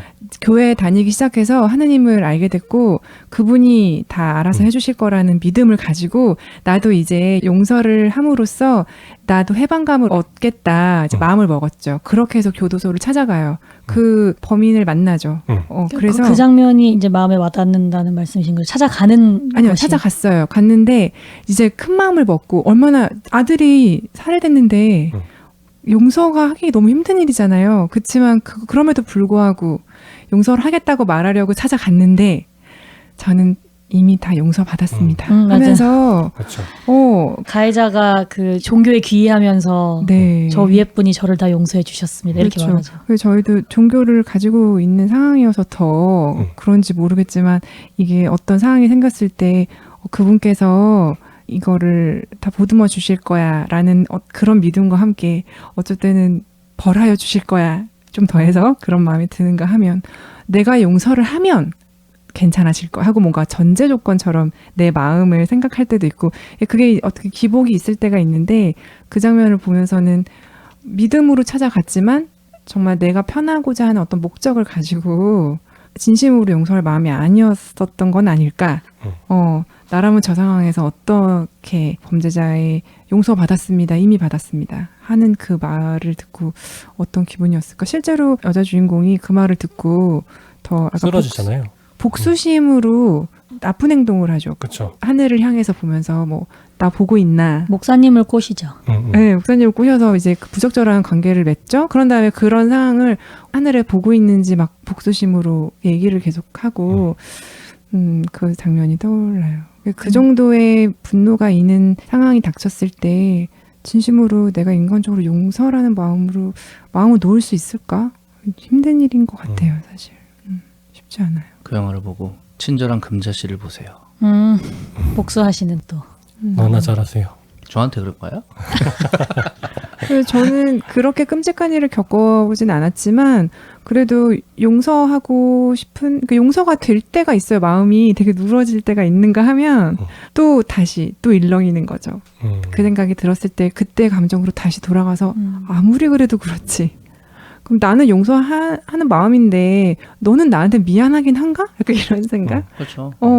그러다가 화가 많이 날 때는 그 영화 장면이 떠오르면서 얘는 이미 용서받았다고 마음 편하게 너무 잘 살면 어떡하지? 약간 이런 생각? 그러면서 이건 내 몫이 아니야. 또 이랬다가. 그러니까 그냥 그렇게 크고 작게 그 용서와 화를 넘나들면서 매일을 살고 있는 것 같아요. 어려운 일이에요. 저희 중에 가장 행복하신 엿장수님. 저는 일단 기억력이 나쁜지 잘 잊어요. 그게 저의 행복의 비결일 수도 있어요. 기분 나쁜 일도 좀 잘 생딸기 우유를 먹으면 싹 이렇게 용서가 돼. 기억을 리셋할 수 그럼 있는. 저번 주 저 용서해 주시는 거죠? 생딸기 우유 사줘야죠. 생각 좀 해볼게요. 그러면. 한 줄은 안 되는구나. 저는 근데 그 용서를 잘 못하는 편이었어요. 왜 용서를 잘 못했냐면 내가 저 사람이 나에게 어떤 손해를 끼치거나 나를 좀 아프게 하거나 했을 때 그 사건 자체에 대해서 그 사람이 충분한 어떤 값을 치러야 한다고 생각했거든요, 항상. 왜냐하면 죄를 지으면 죄값을 받아야 되고 제가 나를 아프게 했으면 그거를 만회할 만한 무언가를 해야 한다. 뭐 이런 생각을 좀 많이 했어요. 그래서 용서가 잘 안 되는 거죠. 왜냐하면 미안하다고 말하는 것만으로는 사실 그런 게 잘 만회가 잘 안 되더라고요. 저게 진심일까 과연? 그냥 말로만 저러는 거 아니야? 뭐 이럴 수도 있고 네가 나한테 이만큼 손해를 끼쳤으면 그만큼의 행동을 뭔가를 다른 걸 해서 메꿔 이렇게 되는 거죠 자꾸. 근데 대부분의 경우에는 그렇게까지 하기 힘드니까 용서를 잘 못했는데 제가 용서를 조금 그래도 할 수 있게 된 그 변화는 뭐였냐면 이것도 이제 뭐 신앙생활 덕분인 것 같아요. 대부분의 종교가 어떤 사람의 행동의 값에 대해서 얘기를 하거든요. 불교 같은 경우는 그 윤회를 시켜서 이 생에서 죄를 많이 지은 사람은 다음 생에 뭐 개로 태어나거나 뭐 벌레로 태어나거나 이런 식으로 자신의 죄값을 다음 생에 갚게 되어 있단 말이에요. 그리고 뭐 가톨릭 같은 경우에는 그 연옥이라는 곳이 존재해서 이 사람이 죄를 지었으면 여기서 용서받는 것과는 별개로 잔벌이 남아서 행위에 대한, 그러니까 어떤 일이 있었을 때 뭐 고해성사를 본다거나 이렇게 해서 용서를 받거나 이렇게 해도 그 죄는 없어질지 몰라도 죄의 행위에 대한 행위의 결과는 남아 있는 건데 그 행위의 결과에 대한 값을 연옥에 가서 갚는다, 이런 교리가 있단 말이에요. 그러니까 그런 어떤 종교적인 측면에서 내가 저 사람에게 꼭 어떤 대가를 지불하게 만들거나 저 사람이 꼭 이 생에서 저런 나쁜 짓을 했는데 이 생에서 벌을 안 받는다거나, 왜 뭐 유전무죄, 무전유죄 이런 얘기 많이 하잖아요. 그러니까 죄를 졌는데도 감옥에 들어가서 벌을 받지 않고 막 이런 사람들을 봐도 막 화가 났었는데 예전에는, 지금은 그냥 조금 내려놨다고 해야 되나? 저 사람의 죄값은 내가 아니어도 어딘가에서 치를 것이다. 그 제로섬인 거죠. 이만큼 죄를 지었으면 그만큼의 다른 어떤 것으로 뭔가 갚을 일이 생기겠지. 이렇게 생각하니까 내가 그 사람의 행위를 요구하지 않고 내 마음만 용서가 되면 그 다음엔 되더라고요. 마음은 용서를 해도 아직 저 사람이 아직 죄값을 다 안 치렀는데 이런 마음이 없어지니까 이제 용서가 되는, 그렇게 좀 변했어요, 좀 많이. 저보다 성장하셔서 그런지 모르겠지만 저는 그 사람의 어떤 죄값을 바라는 거, 그건 정말 그 다음 일이잖아요. 저는 그런 생각까지 하는 게 아니라 나는 만나서 내가 화가 난 일이 뭐가 있었는지를 뭔가 이렇게 얘기를 했어요. 어쨌든 나한테 분명히 잘못한 게 있는 거죠. 누가 봐도 명백한. 근데 나는 괜찮아 하고 너무 평화로운 얼굴로 그 남자 범인 주인공처럼 그렇게 얘기하고 있으면 왜 얘는 아무렇지 않지? 그러니까 나에게 혹은 주변에 저지른 그 사람의 죄랑 상관없이 이 사람이 너무 빨리 잊고 그 사람이 너무 행복하게 아무렇지 않게 삶을 잘 살고 있는 거지. 그런 걸 보면 내가 어쩔 수 없어서 그냥 두고 있는 거지. 그 상황이 화가 나는 상황인 거 맞는 것 같아요. 어쩔 수 없죠. 뭔가 손쓸 수는 없지만. 같은 맥락이에요. 그 사람이 그러니까 불행해야 돼. 죄를 졌으면 나한테 뭘 잘못하면 불행하든가 갚든가 뭔가 깊이 뉘우치면서 아주 그 정서적으로 내가 정말 죄를 졌구나를 깊이 자기 스스로 깨닫거나 뭐 이런 과정이 필요하다는 거죠. 저는 알기만 해도 좋을 것 같아요. 아니면 적어도 네가 나 때문에 아팠구나. 아니 너 나한테 내가 너무 실수를 했구나. 내가 그때는 몰랐네. 이게 뭔가 깨달음이나 죄값이나 여기까지 가지 않아도, 근데 정말 자꾸 영화 얘기하는데 그 자기가 한 얘기를 다 아무것도 다시 회개하지 않고 얘기하지 않고 나는 다 용서받았습니다 하고 평화로운 난 괜찮아. 네가 괜찮으면 안 되지, 이런 거 있잖아요. 그 남자는 진짜 자기 편한 것만 딱 취했어. 그런 사람들이 굳이 저한테 굉장히 큰 죄를 짓고 이러지 않더라도 주변에 그런 일들 좀 흔히 있는 것 같거든요. 길을 걷다가 뭐 이렇게 만난 사람들마저도 자기가 분명히 잘못했는데 같이 부딪혀서 잘못했는데는데도 죄송해요 하면 저 괜찮아요 이렇게 같이 사과하자. 그때 소소하게는 그런 일까지도 그러니까 생각이 들어요. 부딪히고 아이씨 그런 사람이 더 많잖아요. 같이 부딪혀놓고 막 뭐라고 한다. 그러니까. 저는 용서 관련하면 항상 생각나는 이야기가 있는데, 그러니까 옛날에 그 친구 중에 제 성당 같이 다니는 친구였어요. 근데 그 친구 둘이 너무 오래돼서 잘 기억도 안 나는데 어떤 사람한테 사기 같은 걸 당했었나? 아무튼 되게 어떤 사람을 두고 굉장히 분노할 일이 생겼었어요. 근데 그 친구가 이제 성가 곡으로 이루어진 음악 앨범을 만드는 일을 이제 시작한 상태였는데, 저는 친한 친구니까 음악 작업 중간중간 뭐 이렇게 쉬는 시간마다 만났거든요. 근데 만날 때마다 아까 뭐 사기 친 것 같은 그 사람에 대해서 분노가 엄청난 거예요. 그래서 저는 이게 지금 성가를 쓰는 사람들인데 저렇게 분노에 가득 차서 이걸 만들어도 되나? 그런 생각도 들고, 근데 또 약간 그때는 그걸 친구로서 이제 약간 편들어줘야 되지. 거기다 대고 야 그래도 용서해야지 뭐 이렇게 이야기할 분위기는 아닌데, 그래도 좀 그 용서에 대해서 이 친구가 생각을 했으면 좋겠다, 그런 생각은 했었거든요. 그래서 기회가 생겼어요. 어떤 기회였냐면, 제가 아는 친한 신부님한테 저하고 그 친구들하고 같이 놀러 갈 기회가 있었어요. 그래가지고 그때 술자리에서 그러니까 이런저런 이야기를 하다가 제가 일부러 그 얘기를 꺼냈어요. 그러니까 용서를 왜 해야 하는지.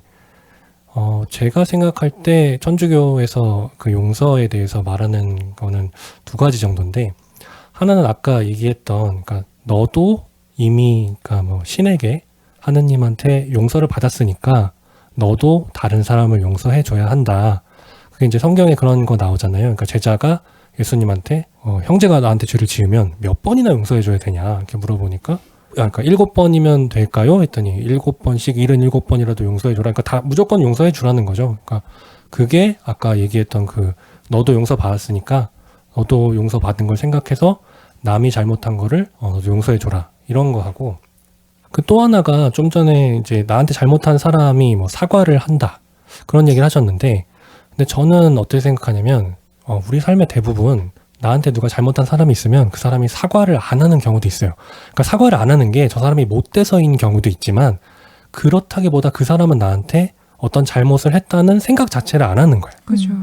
그러면 사실 이제 그때부터는 나만 괴로운 거죠. 나만 그 나쁜 기억이 계속 떠오르고 저 사람이 밉고 근데 사실 저 사람은 그 생각조차 안 하고 있어.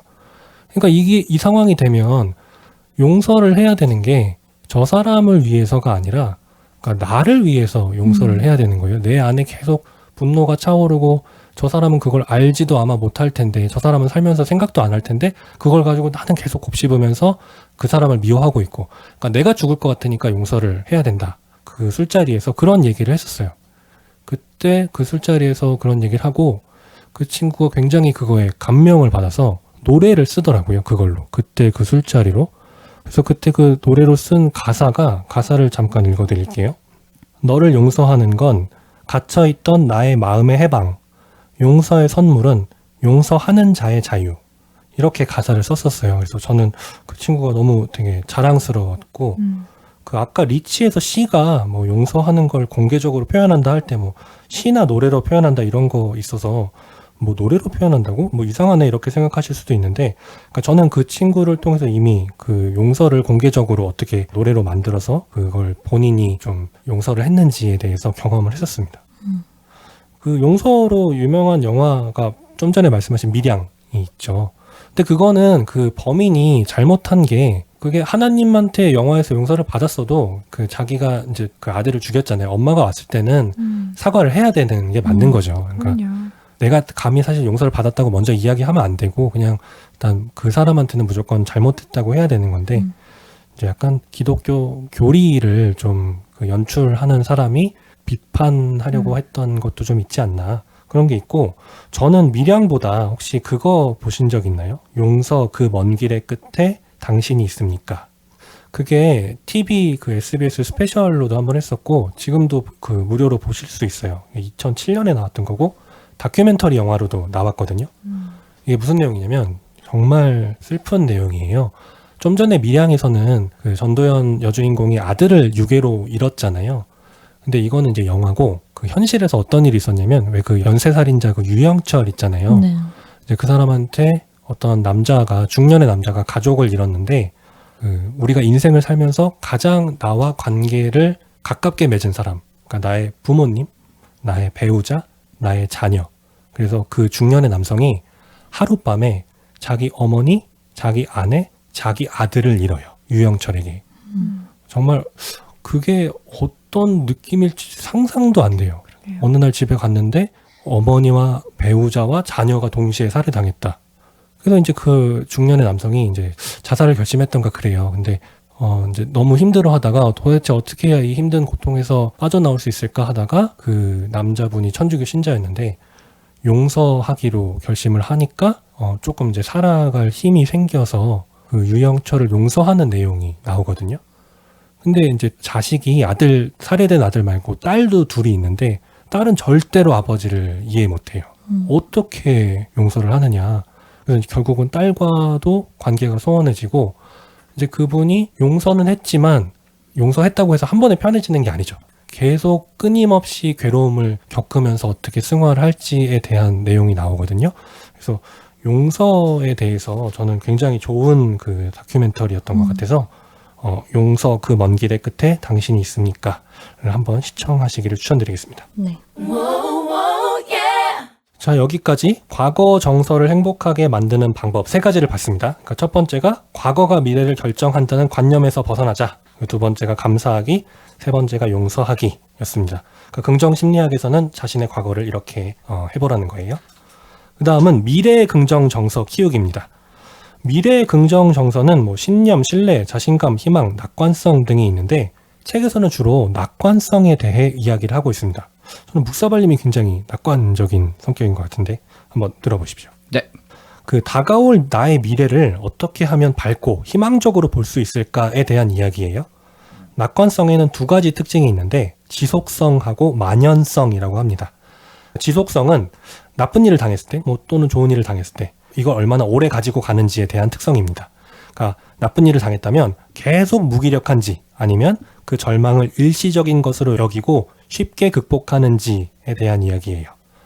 지속성이 시간에 관한 특성이라면 만연성은 공간에 관한 특성입니다. 나쁜 일을 당했을 때 그것이 나의 다른 일까지 확산되는지 아니면 내가 절망을 느낀 분야에 국한시켜서 그 한정 짓는지에 대한 특성이라고 합니다. 일단 지속성의 측면에서 이야기해 보겠습니다. 자, 나에게 나쁜 일이 닥쳤어요. 이거를 나는 이제 완전히 끝이야 라고 하는 게 좋을까요? 아니면 나는 지금 몹시 지쳤어 로 보는 게 좋을까요? 어떠세요? 나는 두 번째가 좋겠네요. 몹시 지쳤어. 그렇죠. 똑같이 나쁜 일이 닥쳤을 때 그걸로 난 끝장이야 이거보다는 나는 지금 몹시 지쳤어. 그러니까 지금에 딱 좀 한정 짓는 거죠. 그러니까 지금 상황이 나쁜 건 사실이니까 기분이 상한 건 어쩔 수 없는데 그걸 지금에 국한시키는 게 좋다는 거죠. 그래야 앞으로 다가올 미래를 내가 긍정적으로 여길 수 있으니까 나쁜 일을 지속적으로 받아들이던 거를 일시적으로 바꿔 생각해보는 예시를 몇 개 말씀드려 볼게요. 예를 들어서 다이어트는 전혀 효과가 없어. 이렇게 저희가 생각을 갖고 있다면 앞으로 미래에 다이어트를 할 생각을 안 하겠죠. 이걸 이렇게 바꿔서 생각해 봅시다. 배불리 먹으면 다이어트는 효과가 없어. 그러니까 다이어트를 지금 좀 망한 거는 망한 거고 다시 다이어트를 하려면 후자처럼 생각하는 게 더 도움이 되겠죠. 또 다른 예시 하나. 묵사장은 나쁜 사람이야. 를 묵사장은 지금 기분이 안 좋은 상태야. 로 부정적인 정서를 최대한 짧게 끊어내는 게 포인트인 겁니다. 묵사장은 기분이 나빠서 지금 좀 술을 마셔야겠어. 아니야, 잠깐 두 개지 뭐였지? 다시 얘기해 줘봐요. 묵사장은 원래 나쁜 나쁜 사람이야. 사람이야. 기분이 나빠. 나쁜 사람이어서 기분이 나쁜 거야. 아니야, 기분이 나빠서 묵사장은 나빠진 나쁜 거야. 사람이야라고 하면 되게 원래 언제나 나쁜 사람인 것 같은데 근데 묵사장은 지금 기분이 안 좋은 상태야 이렇게 해서 좀 그 시간을 짧게 끊는 거죠. 근데 그런 제안을 잘하는 사람이 또 아마존님도 그런 거 잘하시죠. 평소에도 그런가요? 그런 컨트롤을 잘하시는 것 같아요. 그런가? 그런 걸로 감사합니다. 자기를 몰라. 자, 이번엔 좋은 일이 생겼어요. 좋은 일이 생겼을 때는 이 기분을 짧게 가져가는 게 좋을까요? 길게 가져가는 게 좋을까요? 좋은 일은 길게 가져갈래요. 길게요. 그렇죠. 길게 가져가는 게 미래를 계속 낙관적으로 바라볼 수 있겠죠. 그러니까 오늘은 운수 좋은 날 이거를 나는 언제나 운이 좋아 이런 식으로 좋은 감정은 지속적으로 가져갈 수 있게 생각하자는 겁니다. 자, 지속성을 했으니까 이번에는 만연성입니다. 나한테 뭔가 하나가 잘못되었을 때 그걸 전체로 끌고 가지 말라는 얘기예요. 그러니까 나쁜 정서는 국한시키고 좋은 정서는 확대시키자는 얘기입니다. 예를 들어서 나쁜 정서. 나는 매정한 사람이야를 좀 줄여보겠습니다. 어떻게? 남의정. 그렇게 줄이는 게 아니잖아요. 아니에요. 그러니까 나는 매정한 사람이야를 줄이면 나는 그에게 매정하게 대해. 그러니까 사실 지금 그에게만 매정했던 건데 이제 내가 나를 그 모두에게 매정한 사람처럼 확대해서 생각했던 거죠. 그러니까 그에게만 매정했던 것으로 한정 지을 필요가 있습니다. 그런 거 혹시 정리해놓은 책 같은 거 없나요? 여기 좀 나와 있습니다. 아주 네. 있어요? 읽어봐야겠다. 네. 그리고 책은 쓸모없어. 이거를 이 책은 쓸모없어. 이렇게 그런 뭐 나쁜 제한적으로. 감정은 제한적으로. 그러니까 책은 쓸모없어 그러면 뭐 세상의 모든 책이 쓸모없는 것처럼 생각이 되니까. 내가 느낀 부정 정서가 너무 확대되었다면 범위를 조금 줄이는 게 좋겠습니다. 반대로 이번엔 긍정적인 거. 긍정적인 거는 조그만 것도 크게 확대시키는 거죠. 어떻게? 나는 그녀에게 매력적인 사람이야를 그냥 나는 매력적이야. 이렇게. 좋은 거는 좀 스스로에게 취해봅시다. 뭘 위해서? 내 미래를 긍정적으로 바라보기 위해서. 뭐 계속해서 절망적인 태도를 희망적인 태도로 좀 바꿔보자면 나는 멍청해 이런 생각이 들었다면 어떻게? 나는 지금 피곤한 상태야.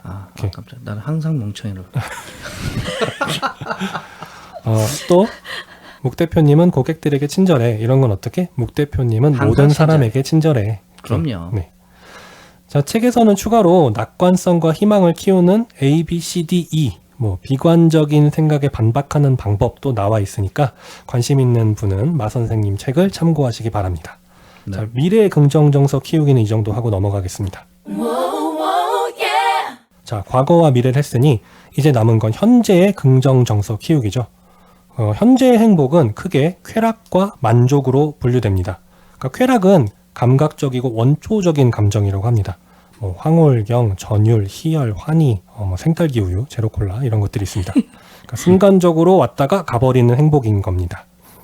만족은 자신이 좋아하는 일을 하는데 푹 빠져서 때로는 자기 존재마저 잠시 잊을 정도로 몰입하는 행복을 말합니다. 그러니까 뭐가 있을까요? 뭐 글이나 곡을 집중해서 쓰고 있을 때, 아니면 뭐 그림을 그릴 때, 뭐 좋아하는 운동을 할 때, 춤추기, 뭐 좋아하는 무언가를 만든다거나 뭐 그런 것들이 있을 수 있겠죠. 그러니까 만족은 쾌락보다 오래 지속된다고 합니다. 그러면 쾌락이 무조건 나쁜 거냐? 그러니까 마 선생님은 쾌락을 절대 악처럼 말하지는 않습니다. 그러니까 생딸기 우유나 제로콜라가 주는 장점도 분명 있죠. 문제는 쾌락이 만족에 비해서 쉽게 얻을 수 있기 때문에 습관화될 수 있고 중독성을 가진다는 겁니다. 또 중독된 경우에는 처음에 느낀 그 행복을 얻기 위해서 더 많은 쾌락이 필요한 경우들이 있죠. 마 선생님은 그걸 이렇게 비유합니다. 바닐라 아이스크림의 첫 번째 맛은 100%지만 6번째로 맛보는 순간 그 맛은 사라져버립니다.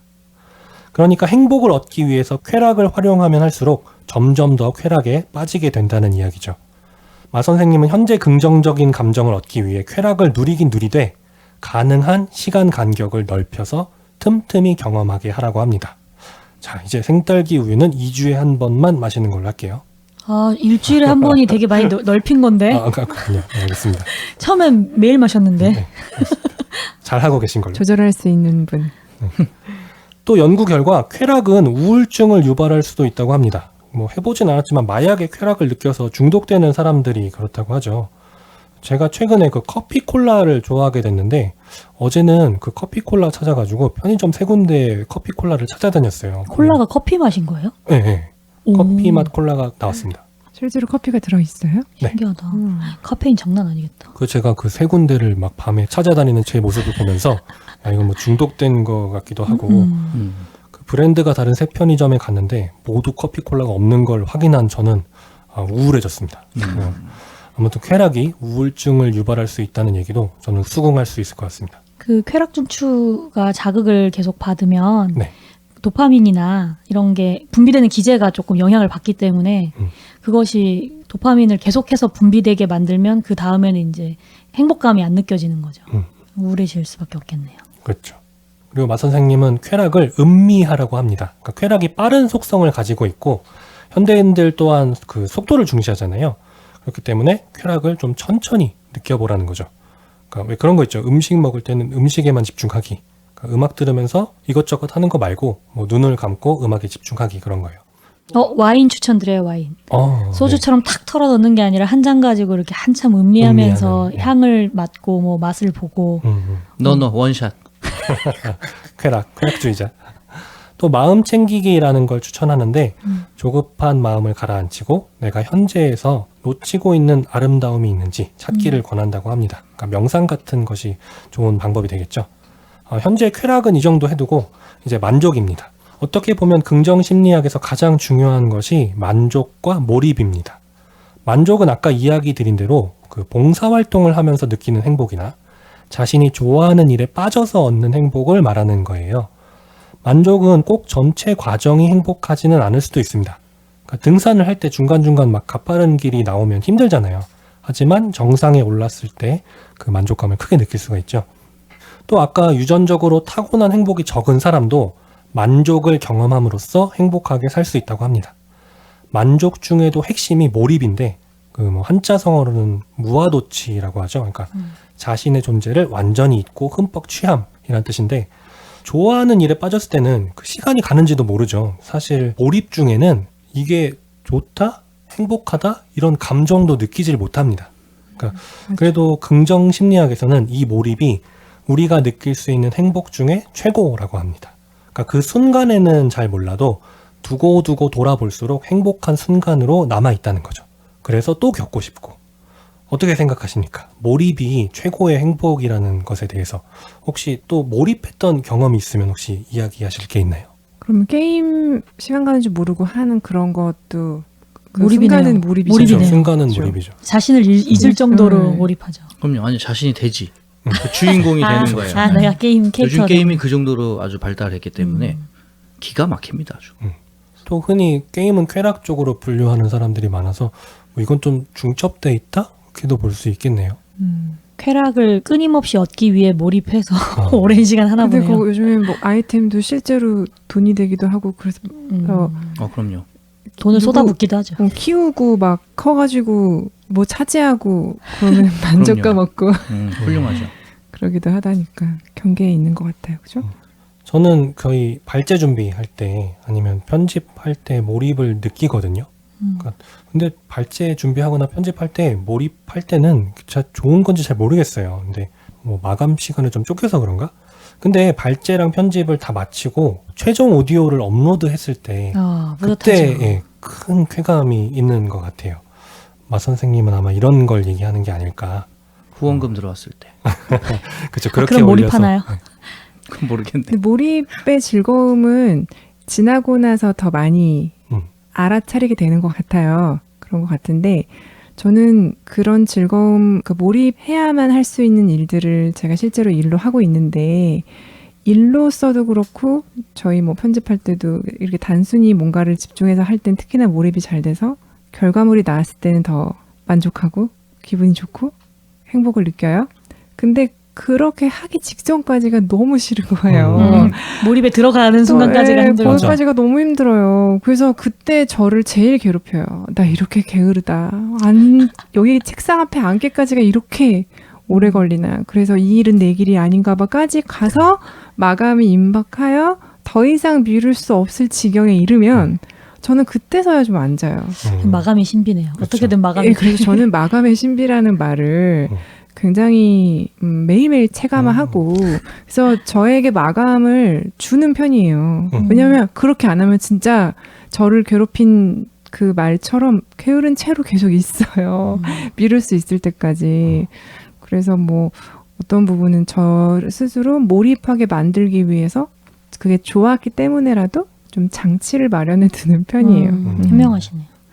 저는 지금 그 얘기를 듣고 보니까 제가 행복도가 높은 이유가 몰입 때문이구나라는 생각을 했어요. 저는 어릴 때부터도 과몰입을 해서 문제였거든요. 그러니까 뭐 책을 한 권 꺼내면 이걸 다 읽을 때까지 허리가 아프고 화장실에 가고 싶은 것도 있고 계속 봐요. 그리고 엄마가 불러도 몰라 잘. 그래갖고 엄청 많이 혼났었어요.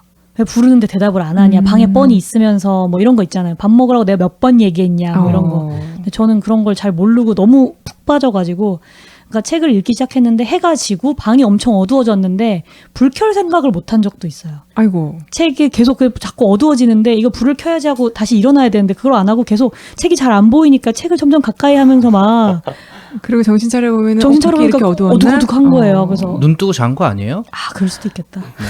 하여튼 전 좀 이렇게 몰입을 좀 과하게 하는 편이었어서 어릴 때부터 너무 집중하지 말라는 얘기를 많이 들었거든요. 지금도 그러니까 내가 좋아하는 일이 아니어도 일단 시작하면 좀 집중을 많이 하는 편이어서 편집도 월요일부터 이렇게 뭐 금요일까지 이렇게 하루에 몇 시간씩 이렇게 쪼개서 해야지 이렇게 생각은 하지만 시작하면 어느 정도 편집이 끝나기 전까지는 시계를 못 보는 거예요. 그래서 제가 요즘은 어떤 방법을 쓰냐면 KMN이라는 게 있거든요.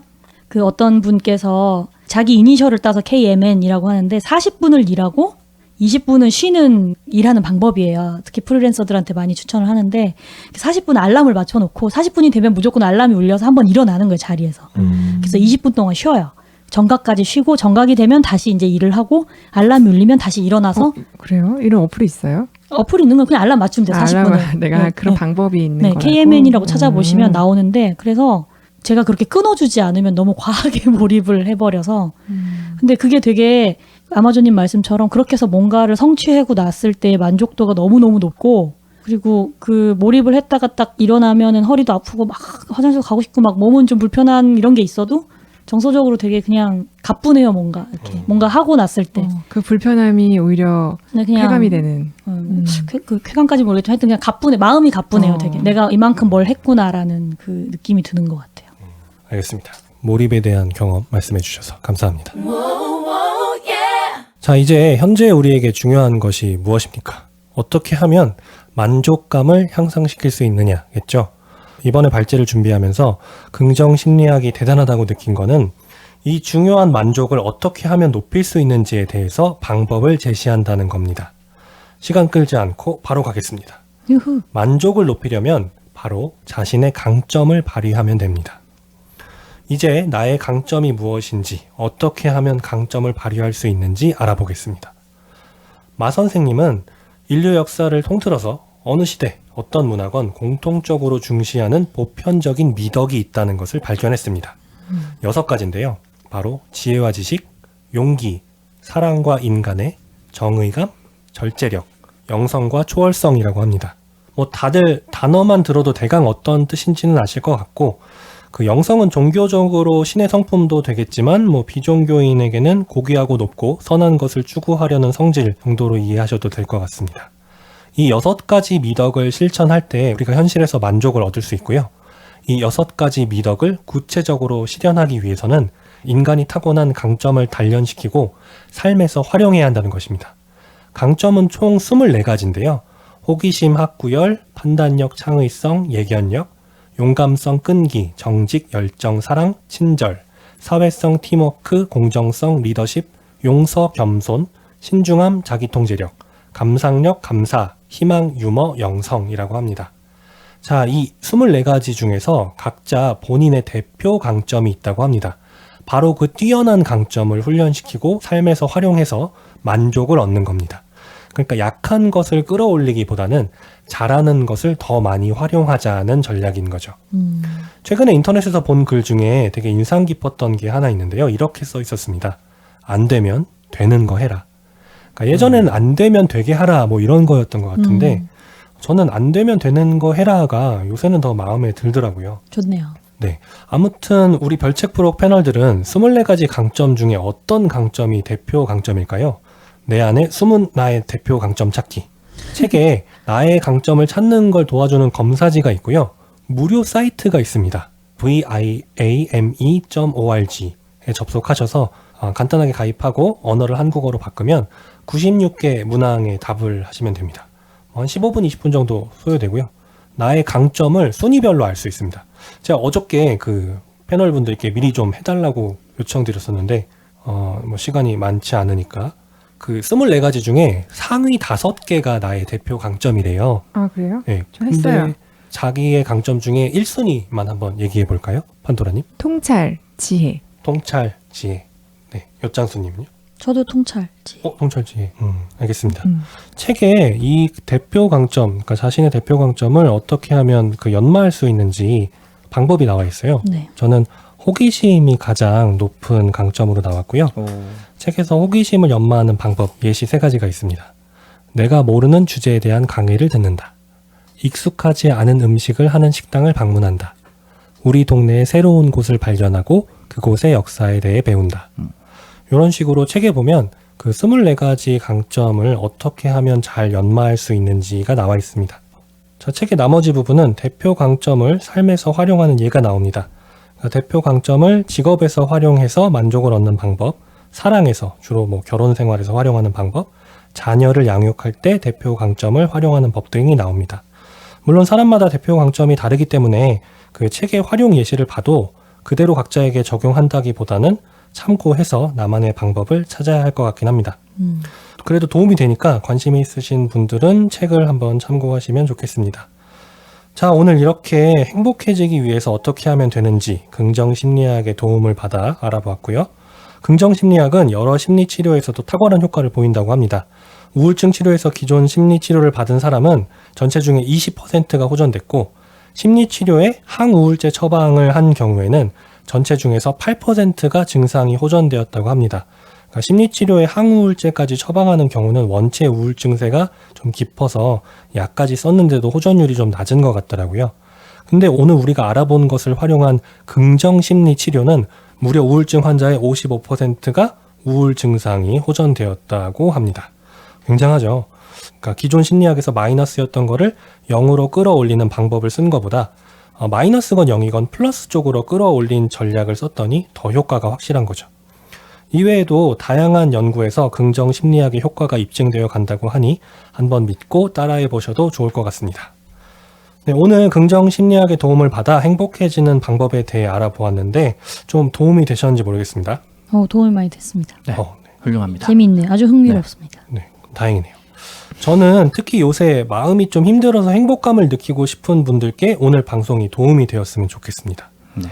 저는 이 마 선생님의 방법 너무 좋은 것 같은데 네. 저만의 노하우를 한번 딱 간단하게 알려드리고 이 낙관성의 대가께서 원래 사람들이 각자 방이 하나씩 있는 거 아세요?